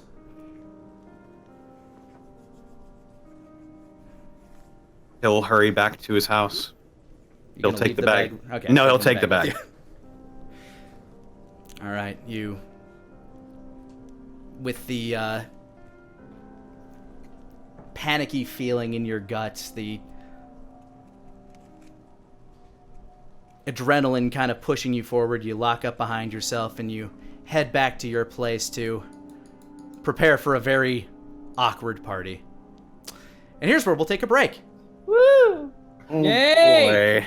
Awkward party time. I got to see my dead wife twice. Hooray! I'd like to think I handled that properly. Hey guys, this is Lanipator, and I wanted to thank you for rolling with me. You can roll with me live Mondays at 5 o'clock Central Time on twitch.tv/Lanipator. Now, back to the game. T-Wig, Asmo, as you guys are getting ready back at Wolfgang's place, you hear the door close downstairs. Wolfgang, you have burlap sack in hand, still reeling in your own mind as to what's going. I don't know what's going through it, only you can say, but I'm looking for a shovel. there's one in the shed around the side of the garden. Do we see this as it's happening? Yeah, Wolfgang walks over to like a supply room off to the side of the house and grabs a shovel and then walks right back outside. T-Wig, I'd Should say I- you could probably see it as Figure out what's going on. insight check. Okay. Natural 20. Based on all the context clues around, yeah, you kind of know exactly what's going on. I'm gonna walk up to Wolfgang. Hey, Wolfgang? You walk up to him outside as he's trying to find a good spot to bury. Wolfgang? Wolfgang is acting like he isn't acknowledging you. He isn't acknowledging your presence. I'll put a hand on his shoulder. Cherry gets pretty lonely, you know. It might be nice for them to have someone to talk to. Wolfgang, T-Wig points toward the little cherry tree blossoming, or that's beginning to bud out front of your garden there. A sprout from the same tree that your wife was once buried under. Wolfgang nods and grabs the shovel, immediately gets to digging. I assume there's not much. There's not much to it. It's just it's more effort. As he's digging, I'm gonna pluck the skull that was once under there, and if it's still there, and put it back into my body again. Yeah, you dig in and you find a skull down there. What the fuck? T-Wig grabs it, puts it in T-Wig's chest plate. Tunk, walks away. Just sort of shakes his head and keeps digging. I'm gonna talk to the skull. Don't worry. We'll find you a new place to go, okay? In the meantime, you get to be with me. Isn't that fun? It smiles at you. It has no other. It has no other means of reacting.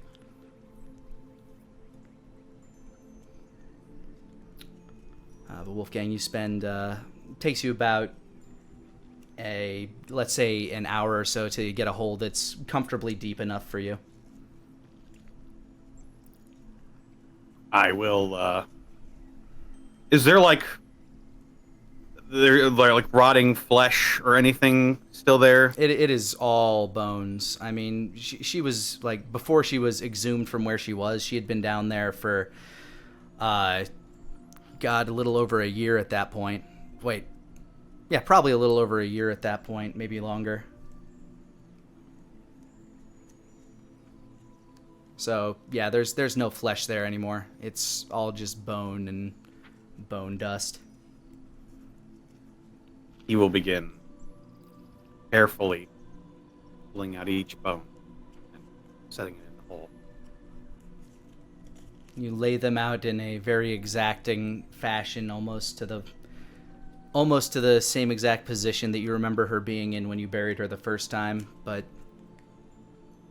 a hole kind of forms in your stomach when you see the whole form there minus the head.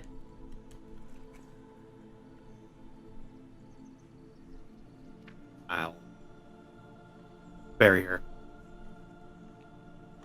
As you're beginning the much quicker process of burying, Jamat is returning. He appears to have some baskets from the market. Oh, Master Wolfgang, what are you doing? He sees in the hole.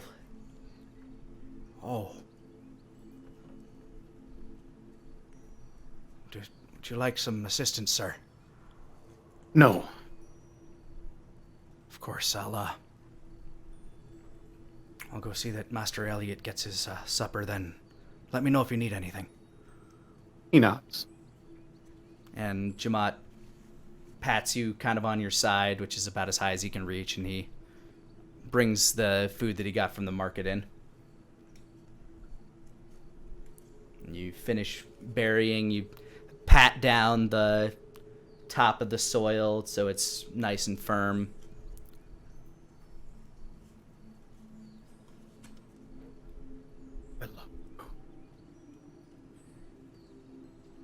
The wind blows by and you can feel it kind of flick the sweat-drenched hair off your face.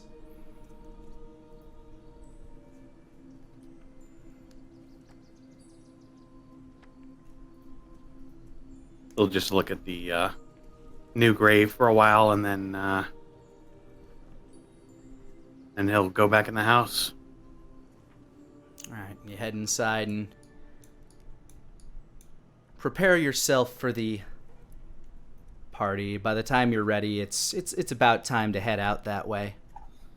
Asmo Asmo's wearing his nice outfit. What do the nice outfits look like on Asmo again? Do you remember? I remember that you had a silken shirt. You had I don't think we ever properly described it, but you have kind of a yellow cravat around your neck. Kind of a ruffled scarf sort of thing. Ooh, can it be an ascot? Sure, it can be a full-on Yes! ascot. Yes, a yellow ascot. Same color as the skin, please. Yep, the shirt buttons up with some nice sterling silver buttons. You have a pair of cufflinks that are ivory, and they have kind of like a little snake eye that looks across, like that dashes down them in that sort of pattern. Does the shirt have a collar? Yes. Asmo's wearing a collared shirt. Excellent. Yes. And it's a black shirt? Yes, the shirt itself is black. You have that yellow ascot, and then you have a nice pants. Nice pants. Yeah, nice pants, also black, and a coat of like a nice black coat as well, and little yellow flower on the lapel. Asimo's kind of dressed like one of the characters. From what is that show? Never mind. Let's not even go down that. Never mind. Let's not go down that avenue. Yes, there we go. We'll do that. Asimo brings a little. Is there like a tie, like a bow tie? I mean, you're wearing an ascot, so that kind of takes the place of it. No. Asimo wants an extra bow tie because he wants to give it to T-Wig. Oh, you forage through the closet that's in the room that you're changing in, and I say that you can find a bow tie, a nice forest green bow tie. Asimo walks down the stairs, looking like he's gonna tell you about his tennis game. You know, tell you how well. Yeah, the snakeskin shoes are a little weird, but he was slow. Who cares? He got caught. What do you want from me? I mean, they got him. But Asimo kind of walks into the room. What's T-Wig doing right now? T-Wig's gotten dressed in their formal attire, I'm assuming, or are you just... They actually are not going to dress formally. Okay, then yeah. T-Wig's just wearing T-Wig's normal clothes. T-Wig. Hi. We're going out tonight. You're not even dressed up. Well, I got good news for you there, fellow crime member. Asimo just Kobe's a little bundle of black cloth towards you. Do you catch? Yeah, I'll try and catch it. I'm assuming you threw the bow tie? Yeah. He threw what appears to be a silken strap that looks to be deep green in nature. Just kind of look at it. It's weird. It's got like weird lumpy parts on the far ends, but it's just kind of like a straight line otherwise. Oh. Okay, hold on. Stay right there. Asimo starts putting it on. I'm going to give you the benefit of the doubt that you would somehow know how to tie a bow tie, but give me a dex check anyway. No, I'm going to hope it's a clip-on. It is not. It is an actual bow tie. Oh, gee. Oh, Jamat! Yes. Yeah, how do you tie a bow tie? T-Wig's going out fancy tonight. Oh, I'll... One moment. He drags over a step stool, walks up, and begins to tie it. Just a perfectly nice bow tie around your neck there, T-Wig. It's sitting there. It matches the rest of your clothes, and it sits on the front of your collar. Okay, that's fine. There you go. Less is more sometimes. All right, what's Wolfgang doing right now? He's busy at the moment, kind of preparing himself mentally. Wolfgang, you're staring into the mirror. What's that one? Dun dun dun dun dun dun dun dun dun. Is that one Beethoven song? Moonlight Sonata. Moonlight Sonata. Yeah. He's Moonlight Sonata, staring out the window with a drink. Is that one of those nights? Yeah. Wolfgang, I'm assuming you get ready and... Yeah, eventually. Yeah, it takes him some time, but he eventually comes wandering down. Asimo, you've probably been able to have like a glass of his whiskey or two by this point. You got bored of waiting. He comes down, dressed mostly all right. I mean, he definitely didn't put as much care into it. His hair seems a little stringy. He has that 1,000-yard stare as he's walking down the stairs, but he's dressed all right. He's got his formals on. Hey there, bud. Is this a weapons-free or no weapons party?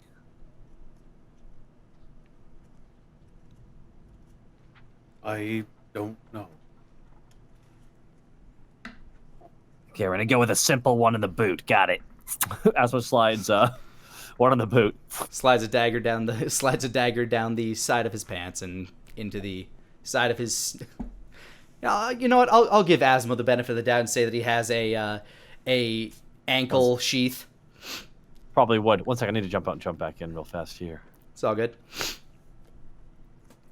Sometimes you start cutting away, so I couldn't quite hear what you said. But Asimo, how is Wolfgang looking right now? How's Wolfgang looking? 1,000-yard stare. It's a lot of distance. Asmo just kind of gets up, just kind of gets in his face a little bit, like puts his hand on his shoulder. Hey,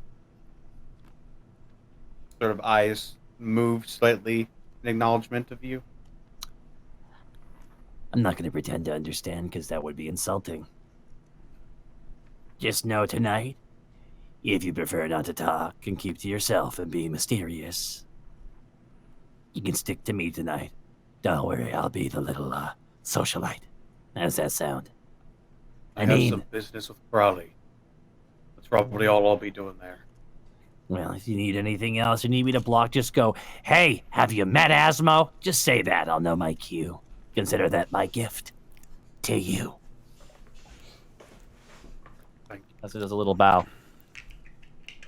Tomorrow morning, we're heading out towards that tome, by the way, so don't drink too much.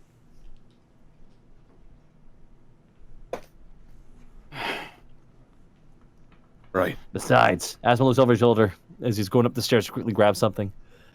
Besides, I think getting out of town would be good. For everyone. Yeah. Be down in a moment. There we go. That's it for Asmo. What are you grabbing, Asmo? Oh, nothing. It was just an excuse because Asmo wanted to look cool. He didn't actually have anything to grab, so he's just waiting there. Gazmo goes upstairs. Asmo walks upstairs and turns the corner and just stops. I forgot what I was gonna grab. Fuck. Pretend you grabbed it. Asmo goes downstairs. All right, you guys ready to head out for the... Yeah. Fancy dinner. Yeah. All right. You guys make your way over to the Crowley estate. The sun is setting. You still got that nice little orange glow in the sky that's illuminating the area, but you can hear the party that's going on from 3 houses away. As you approach, you're greeted by the guards out front. Oh, Mr. Connolly and party, you're expected. Go on, help yourself. And he leads you in. There's a bunch of people out in the garden area enjoying food and drink. That you can see some people up on the veranda. People of note that maybe you have seen before or haven't seen in some time. You see what appears to be a brass-scaled dragonborn dressed in fine red robes with some fiery gilded embroidery. He stands about 6'3", and the only reason he seems to catch your eye, outside of being like one of the very few dragonborn at this party, he's talking to Venariel. What color is he again? Brass-skinned, like pretty much all the other ones, like Garrick. Okay. Most Dragonborn are bronze-scaled in this world because of Thrash. Pretty much all of them are, yeah. The Thrash others fucks. don't get around. Crash? Oh, yeah. Yeah, that guy fucks. Also, go ahead and make a perception check, anybody who would care to, while you're trying to look around. May I use my passive perception? This is more of an active looking for people who you might recognize. Okay. I would give you the benefit of one person for your passive if you want to make an active one. I'll just do an active one. All right. Soft 20. All right, soft 20. You do notice that Pig is catering the event. Yes.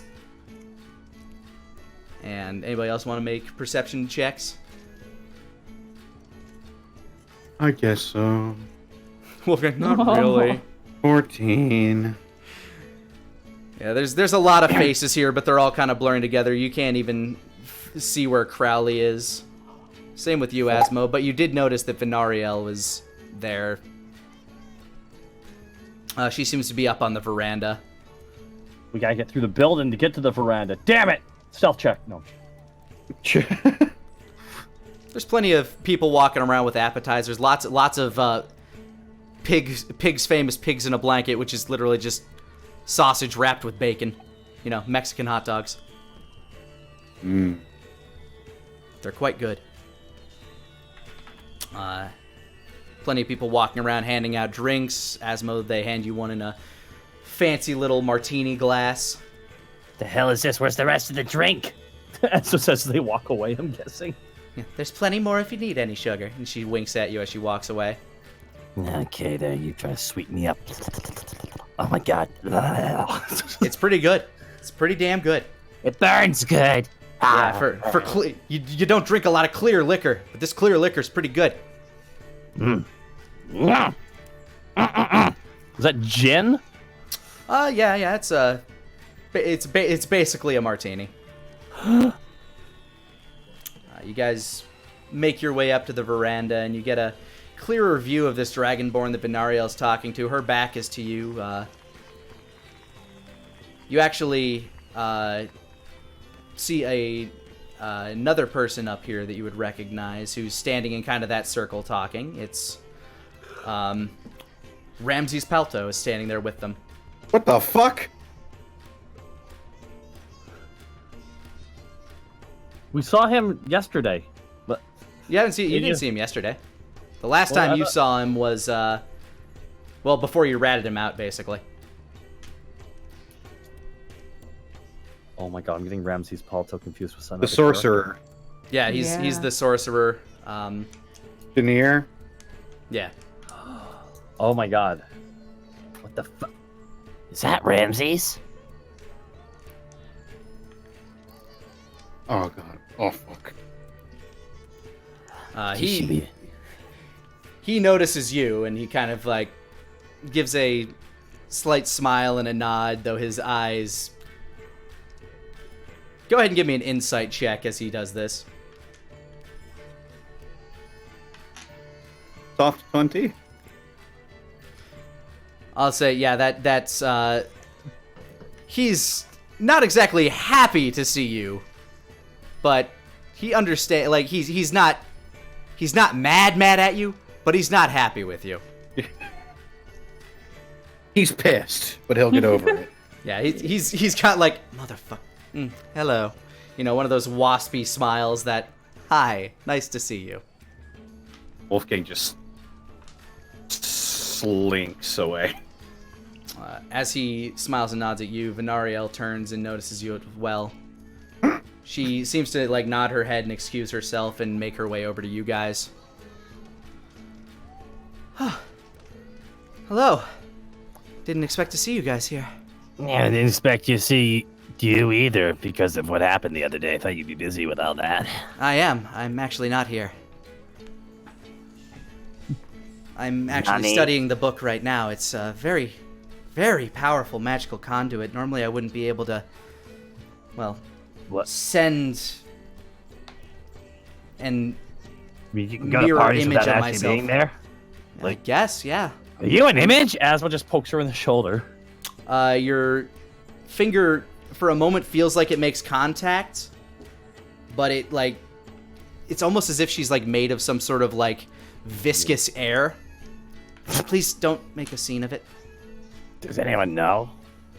Not yet, no. Nobody's exactly gotten fresh with me or asked to dance, so Well, I'm here at I was gonna say dancing's gonna be fun. Yes, I'm here mostly to keep up appearances. In fact, where I am now, I don't think I have any I don't think I have any wherewithal of what I am doing here, but So regardless. Asmo just nods over where Ramses is. So what's Ramses doing here? He and Master Firefang are basically just trying to make the circles. They are part of the nobility here now, after all, him being a diplomat and Mr. Firefang being one of the... Well, he's the head of the College of Sorcery before we started taking on the other arcane innate. He heads specifically the Dragonborn branch, but they work very closely together these days. Mr. What's his name again? Master Firefang. She'll let you know his full name is Theradok, Theradok, Firefang. Theodok Master Firefang. Theradok Firefang. This is just Asmo talking to her right now, right? Yeah, she has come over and addressed all of you because I'm assuming you've been standing in a group, but Yeah, Can we're I- being awkward. you're in a clique. Can I ponder on that name? Sure. Okay. Go ahead and give me a insight check. Soft 20. You have one of those weird hallucinatory visions that you have sometimes, where you see yourself you see yourself talking to this man. You can't quite make out what words are being said. It all sounds kind of like gibberish to you. And as you turn, you see Lady Tia there as well. And the vision kind of fades out from there.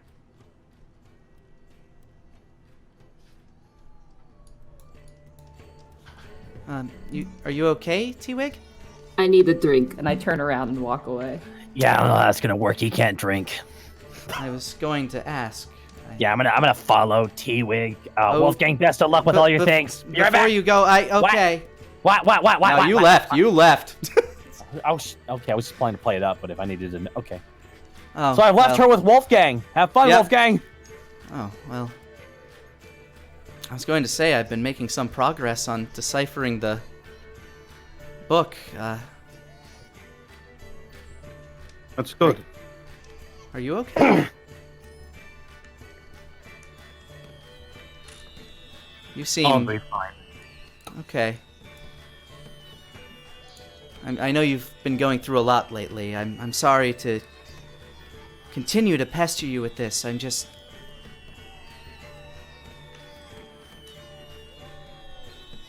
The ritual Yes. seems very involved, but I think there is hope for the king yet. At least I hope that can put a little bit of lighten your load a little bit. That does relieve me. Yes. Just If there's one anything part- I can do to help. Well, maybe there is. I'm not sure. The ritual seems incredibly involved and complex. I'm not quite able to decipher all of it yet. The only thing I can gather from it is that something about the nectar brewed from the petals of the moon. I don't quite understand, but if you happen to come across anything, I know you have quite the library back at your place as well. I thought I'd at least take a shot and throw that your way. Is that preemptively, does that phrase sound at all familiar?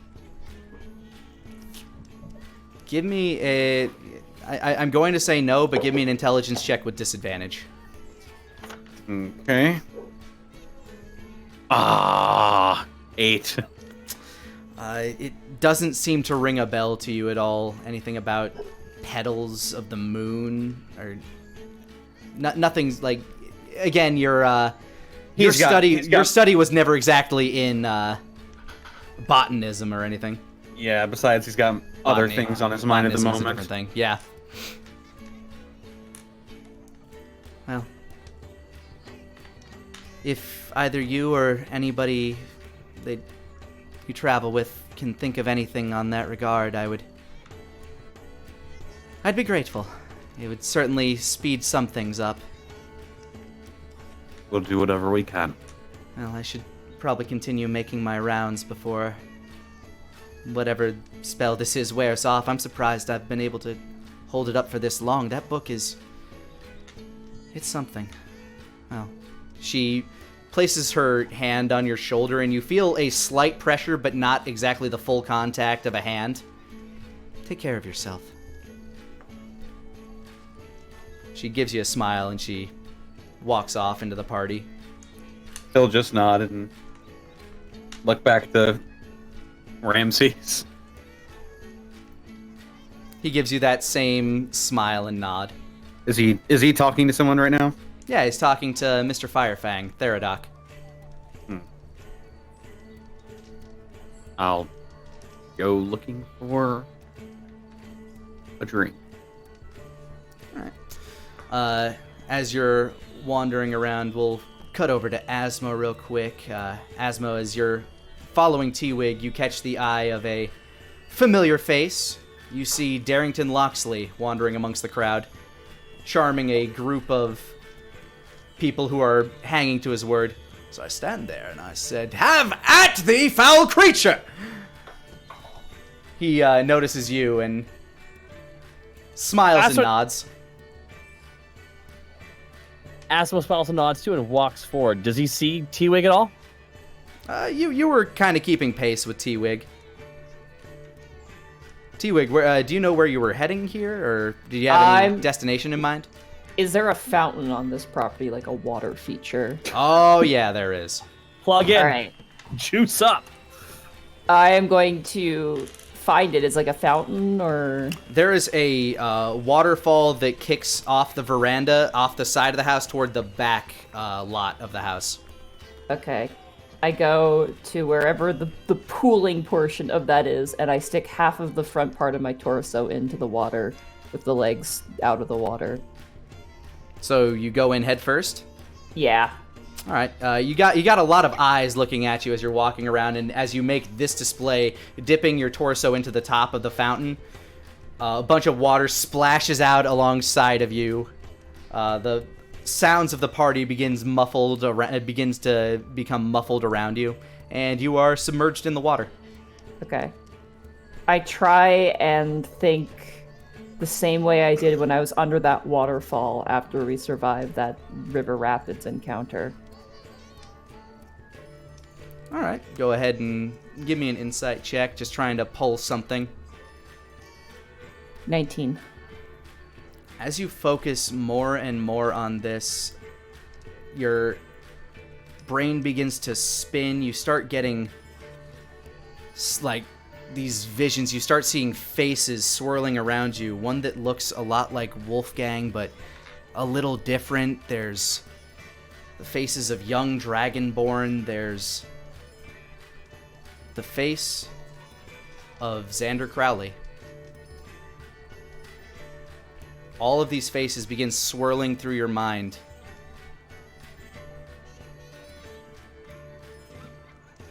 All in various situations, various different conversations. You're only getting snippets of little things. It's like flashes of memories that aren't yours just bombarding your head. I'll pull my head from the water. And as you pull your head out, Mr. Crowley is standing next to you. Oh! It's beginning to wonder if you had a little too much to drink. How are you, Oh, you're, I need to thank you. The farmers of my land, they told me that you stopped by, and, well, the corn's ready for harvest, like, 3 days later. I'm very... Thank you. Xander, Yes. your son is worried about you. Off in the distance, Wolfgang taking a sip. Pardon me? You seem to have taken him aback. He was a little tipsy when he walked over to you, but that seemed to have sobered him up. What? He's worried about you. What do you mean? He wants you to be at peace. But only you can make yourself at peace.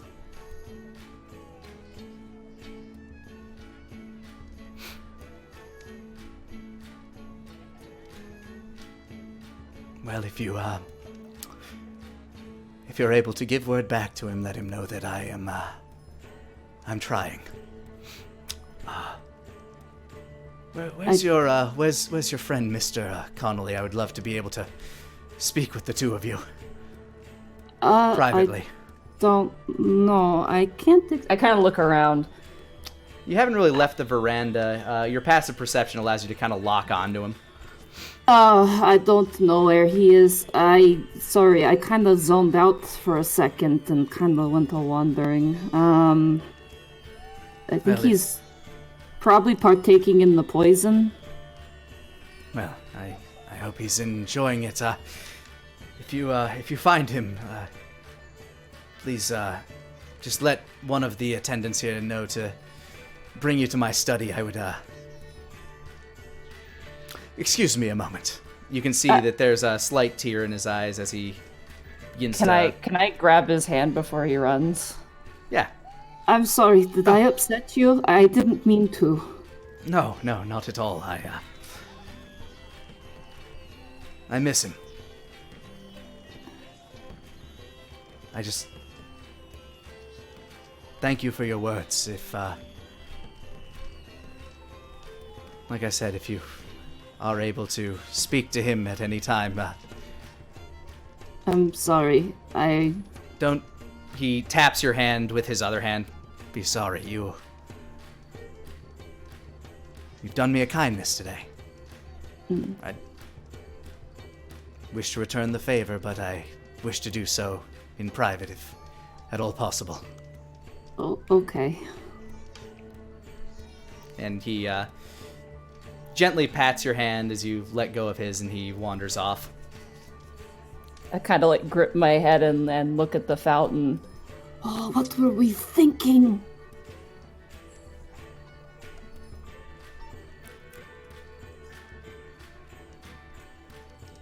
All right. Asmo, meanwhile, we left you over with Mr. Loxley.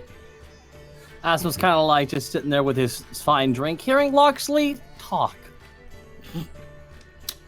So, needless to say, it always goes my way in the end, doesn't it? You'll have to buy my next book to see how this story truly turns out.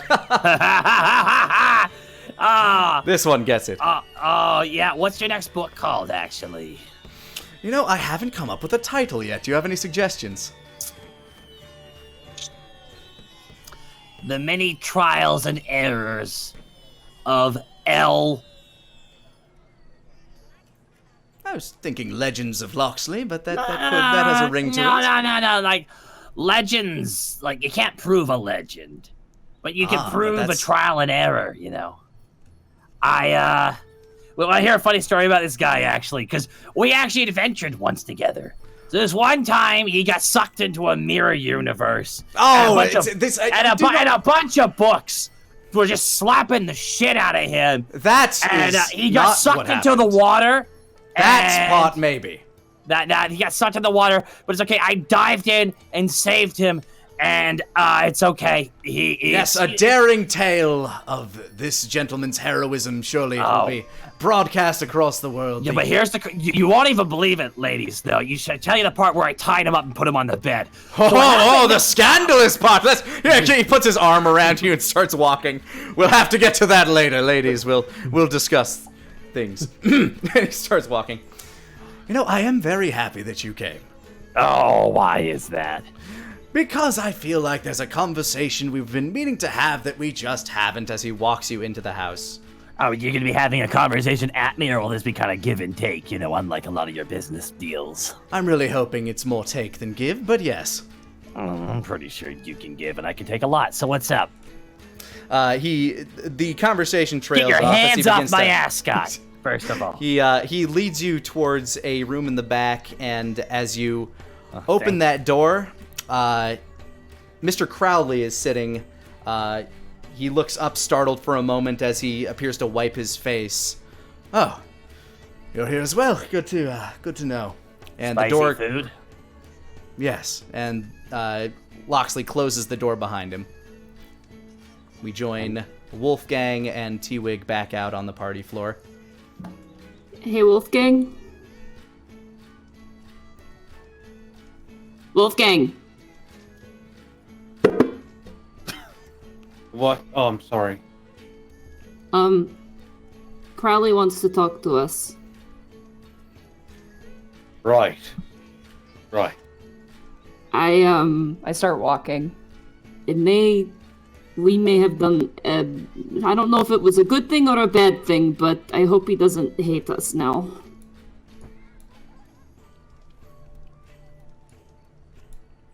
What'd you do? You begin to walk inside. You find an attendant who leads you towards Mr. Crowley's study/office, and when you get there, you're surprised to see that Asmo has already found his way in there along with Darrington Loxley. Why, hidey-ho there, neighborinos. Ah, you made it. Welcome. Greetings. Yes, I believe I... first of all, he sets a bag of gold down on the table. 500, just as you requested. And I sent some attendants out to the Kylum Diaboli. They, you didn't tell me that you kept the beasts. Well, yeah. I mean, why not? I would ask the same exact question. It was not information I was privy to until it was given to me, so I've decided to basically build a menagerie for you, so to speak. So you can consider that a bonus to our agreement. Very generous of you. Yes, I figure it's the least I could do for the situation provided. Tell me, there's been rumor circling around that the king may be ill. And rumor has it that you three were present for his little tantrum.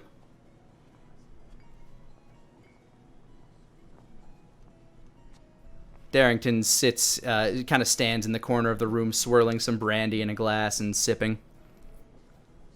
I wish to know how much of this is true.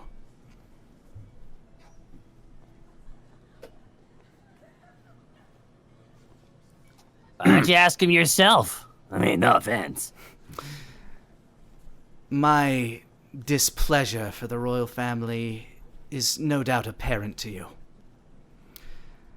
And the king hasn't exactly been taking visitors this week. So I ask again, how much of that is true? For the sake of the people of this land, how much danger are we in? Oh, right. Been like a little bit over a week since that happened. It's been about a week, yeah.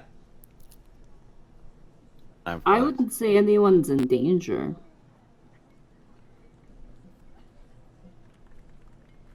If the king is going to go on a violent rampage, the people need to be warned and they need to be prepared. I don't know if you comprehend the full scale of this. If something of his magnitude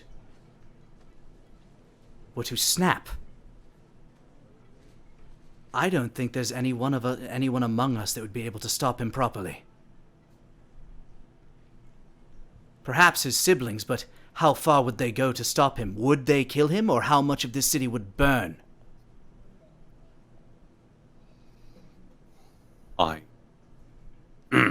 Wolfgang is going to go over to the bar, grab himself another drink. Please, help yourself. Take a swig. Well, you don't have to worry about that, because it's already happened. I assure you, the situation has been contained.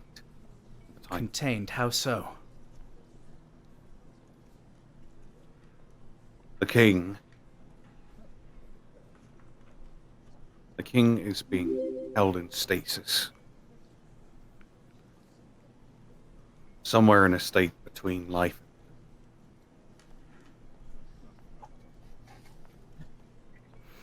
His very soul is being corrupted by powers we don't understand yet.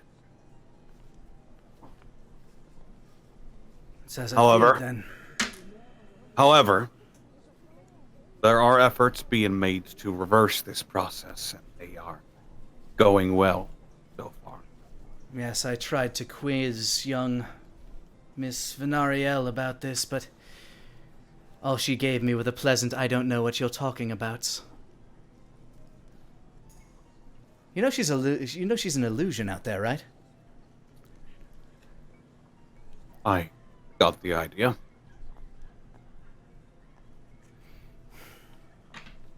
You'll have to understand that she works closely with the royal family.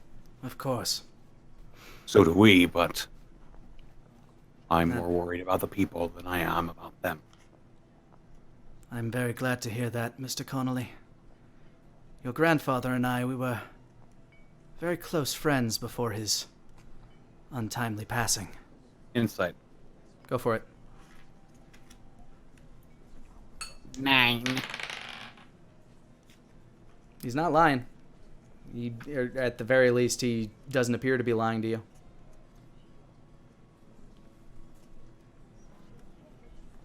I need to know, Mr. Connolly. You say you're on the side of the people.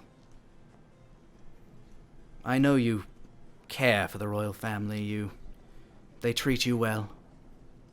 They're living beings, just like any of us. Yes.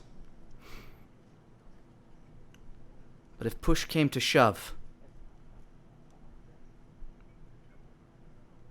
you would choose the people over them.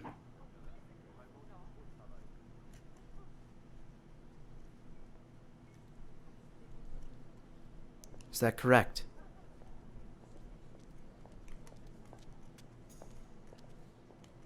I don't know if you've noticed this, Mr. Connolly, but there are people fleeing the city en masse.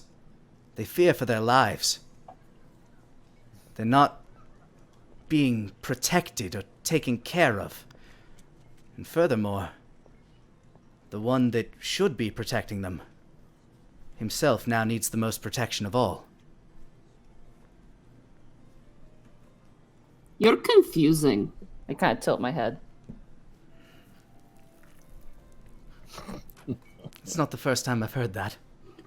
In one breath, you say that you do not like the dragon, and yet in the same breath you say that we need him. I don't understand this. What we need more than anything is for him to not kill us all. And if he's in a position where he might do that... Isn't that every day for a dragon, though, technically? And yet he gets Exactly, caught. thank Well, you're making it sound like it's immediate. It's always been a present issue. For how long have the dragons ruled here? And dragging their ass down. The dragons have ruled here for 1,000 years. Since... Well, so far so good, right? So far, so good. Yeah. Have you seen the squalor of the slums? Asmo finishes his drink and throws it over his shoulder and smashes it against the wall. Jeez. Motherfucker, I grew up there. Then you know. Don't pretend you care. You know this system. Don't pretend you care. Don't pretend you care. It's been squalor since then, since I was a kid to the very same day today. Nothing has changed. And do you know how that food got to your mouth when you were a child? I stole it. Do you know where that food came from? Probably your house. Yes. Mm-hmm. Good on you. Living nice and pretty up here, you know. One thing. Asmo. Enough. I keep this country fed. Uh-huh. I keep...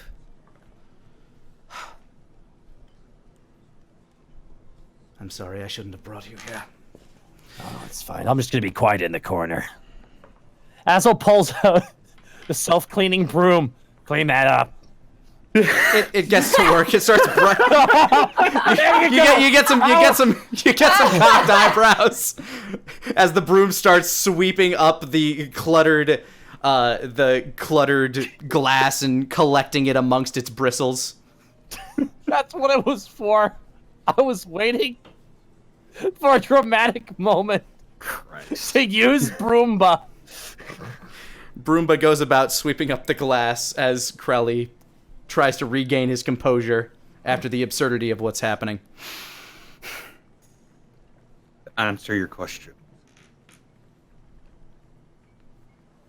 I tried to save as many people as I could. That meant stopping one person to save 1,000. I'd do it. And that's precisely why I'm working to restore him.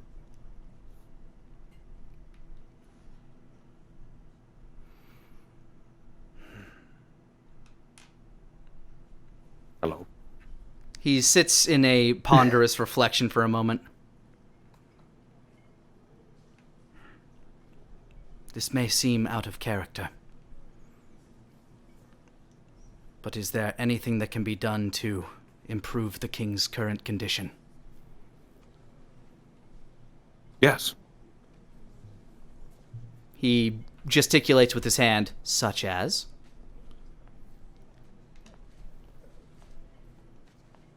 I want to insight him again. Okay. I want insight too as well. Asmo's also going to insight. All right, everybody roll your insights. 18. All right. 22. 21. He seems very genuine in his conviction on this. He does seem like he wants to make the situation better. Maybe not for the king's sake, but at the very least for the safety of those in the kingdom. He seems genuine about this, but not for the, obviously not for the purposes of helping the king himself. Perhaps, Wolfgang, if we are in need of help, we can let him know. Well, you do certainly seem well connected. I am. As you might have already gleaned, Venariel is currently working on a solution. Yes. A little birdie told me. Loxley kind of tilts a glass his way. Well, you can talk to birds too? Figure speech. My What? family held the capability, but I never really studied their druidic arts, no. That's why we were put in charge of the lands, but I digress. Is there anything? Something that could assist? I know of a few things that might be able to help the soul, or at least purify poisons. Maybe you should tell that to Venariel. If they would talk to me or believe me, perhaps I would. You are in a unique position. Oh, we're the bridge. We bridge the gap. Yes. We certainly are in a unique position. We can vouch for you, Crowley. I just need your word. In what regard? I know you're not doing this for the king. You're doing this for the people. I can understand that. But I made a solemn vow that I would restore Bahum back to his original self. And I would like nothing more than that at the moment. If he poses a threat to us, then I would like to at least have that threat amended. As would I. So what do you know?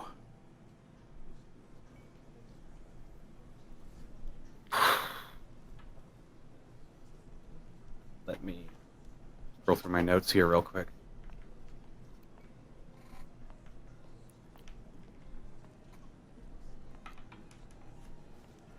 There are places we need to go. Yes? Bahum is the son of a god. Like the Platinum Dragon, if history serves correct. I can vouch for that being correct. His affliction is one born of a god.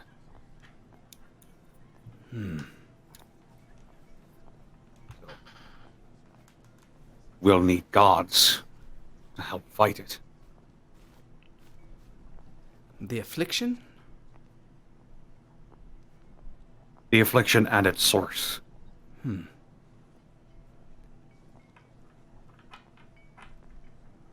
I don't know much about Bahum's condition.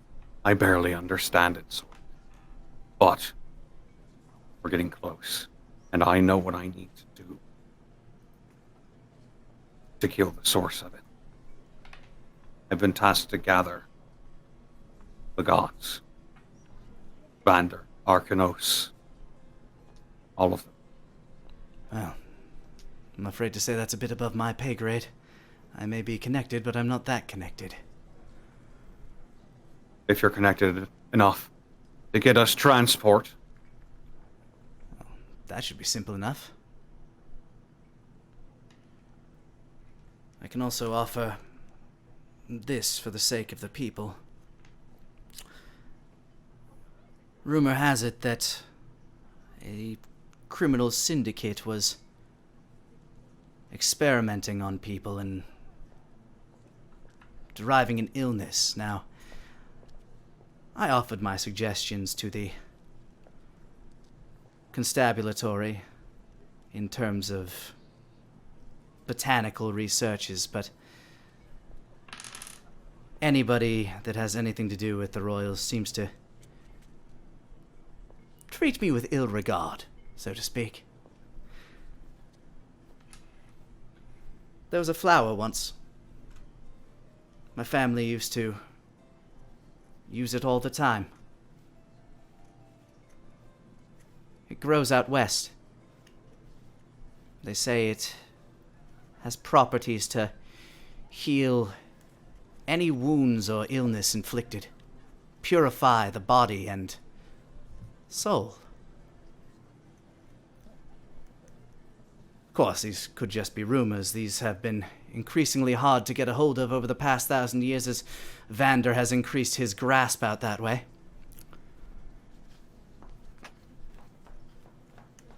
Indeed.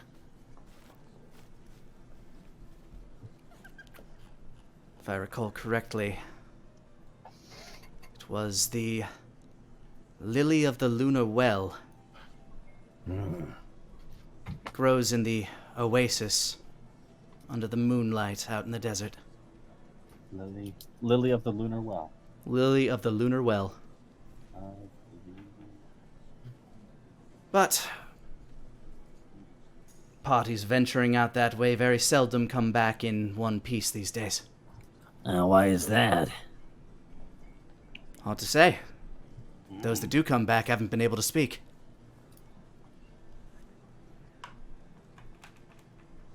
Like, why? I'm scared to know the reason why that is. Mutilation, mostly. Ah. The awkward. I'm just imagining just the awkward of the broom. Past the time. What's a desert? It's like the reverse of everything you love. You love the green forests. You see the beautiful trees, the flowers, the life. The desert is the antithesis, the complete opposite. Nothing but sand, as far as the eye can see. It's not a very hospitable location. Oh. Okay. I just kind of nod. Now, let's just say, once we're there for a while, shouldn't touch your head. It'll be hot.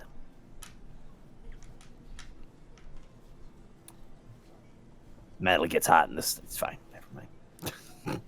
Crowley sets a metallic object, kind of sounds like a small badge or a sigil on the desk. I meant it when I said your grandfather and I were close friends. He holds up his hand, and you see the sigil appears to be that of a. It's an iron sigil. Looks like there's a pin on the back of it, almost like it's a badge of sorts. It is a hand, and at the end of each finger is another hand.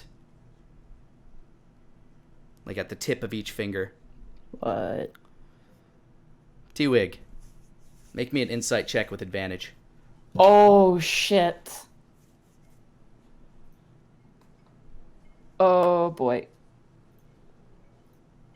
15. That's a match. As you look at this, your head begins to spin again as you see yourself sitting in a shadowy room. To the left of you sits what appears to be, that Wolfgang-looking man that you're so familiar with. Across the table sits Crowley, and they're discussing and what appears to be like friendly conversation. As you sit, you look around. There are other individuals around this table that you just do not recognize. Do I see some of whom are wearing like cloaks that have their head over in shadow. You yourself appear to be wearing a cloak that seems to be shadowing over your eyes as well. But the Wolfgang-looking figure and Crowley, their cloaks are down around their neck as you look around this table. At the center of this table sits that sigil. It appears to be a room carved of stone. Again, you can't quite make out this conversation. It all seems kind of muddled and gibberish and hushed. And you fade back as Crowley is explaining. Your grandfather and I, we belong to this organization, the Hands of the People. We looked out for their best interests, and we sought for a government that ran to our interests and not that of the immortals that sit on the throne. I'm not asking you to join, but I want you to know my intentions are true.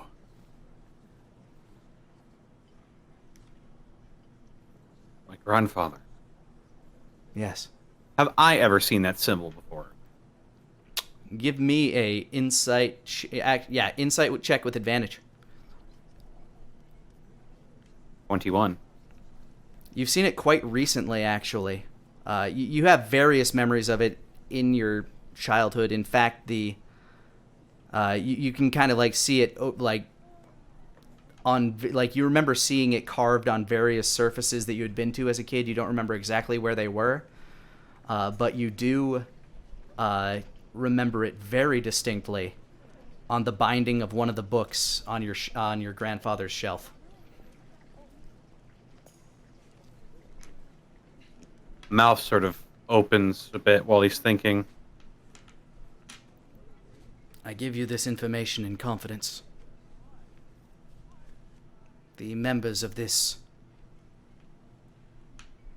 cabal were not exactly looked at kindly.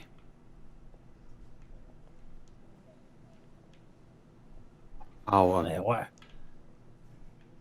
Is Darrington over there part of them or something? No. Darrington shrugs. Why are you here exactly, by the way, Darrington? Not to take away from the current conversation, but It's ever so Darrington, curious. and, well, I just like being a part of things. If there's something to be acquired, I enjoy assisting. Acquisitions is my specialty, after all. That's why they say you're an acquired taste. Asmo smiles. Charming. I know, He holds his glass towards you and takes another swig of brandy. how distasteful were your members? See,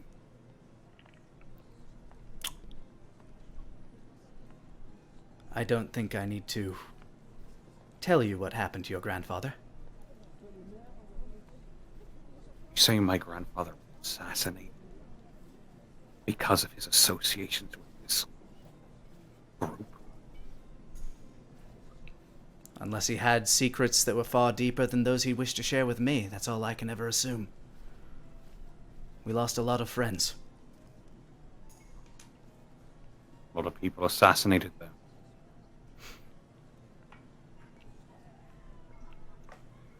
From what I assume, it was the Deadeyes. Oh, fuck. Asmo just looks up. Calling card is distinct. Horizontal Slash right slash across. straight across the face. One strike, one kill.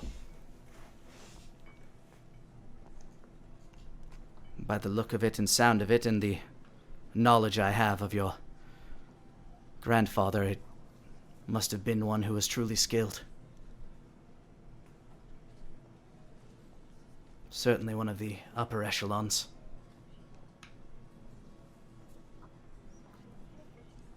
Let's hope we never have to meet them. Indeed. Well, I leave that with you.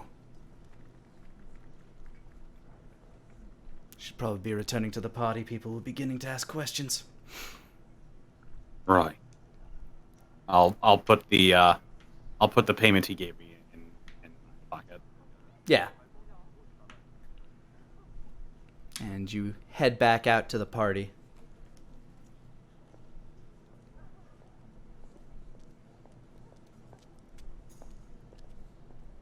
Is there anybody you wish to speak to or do at this party before we resolve back to our...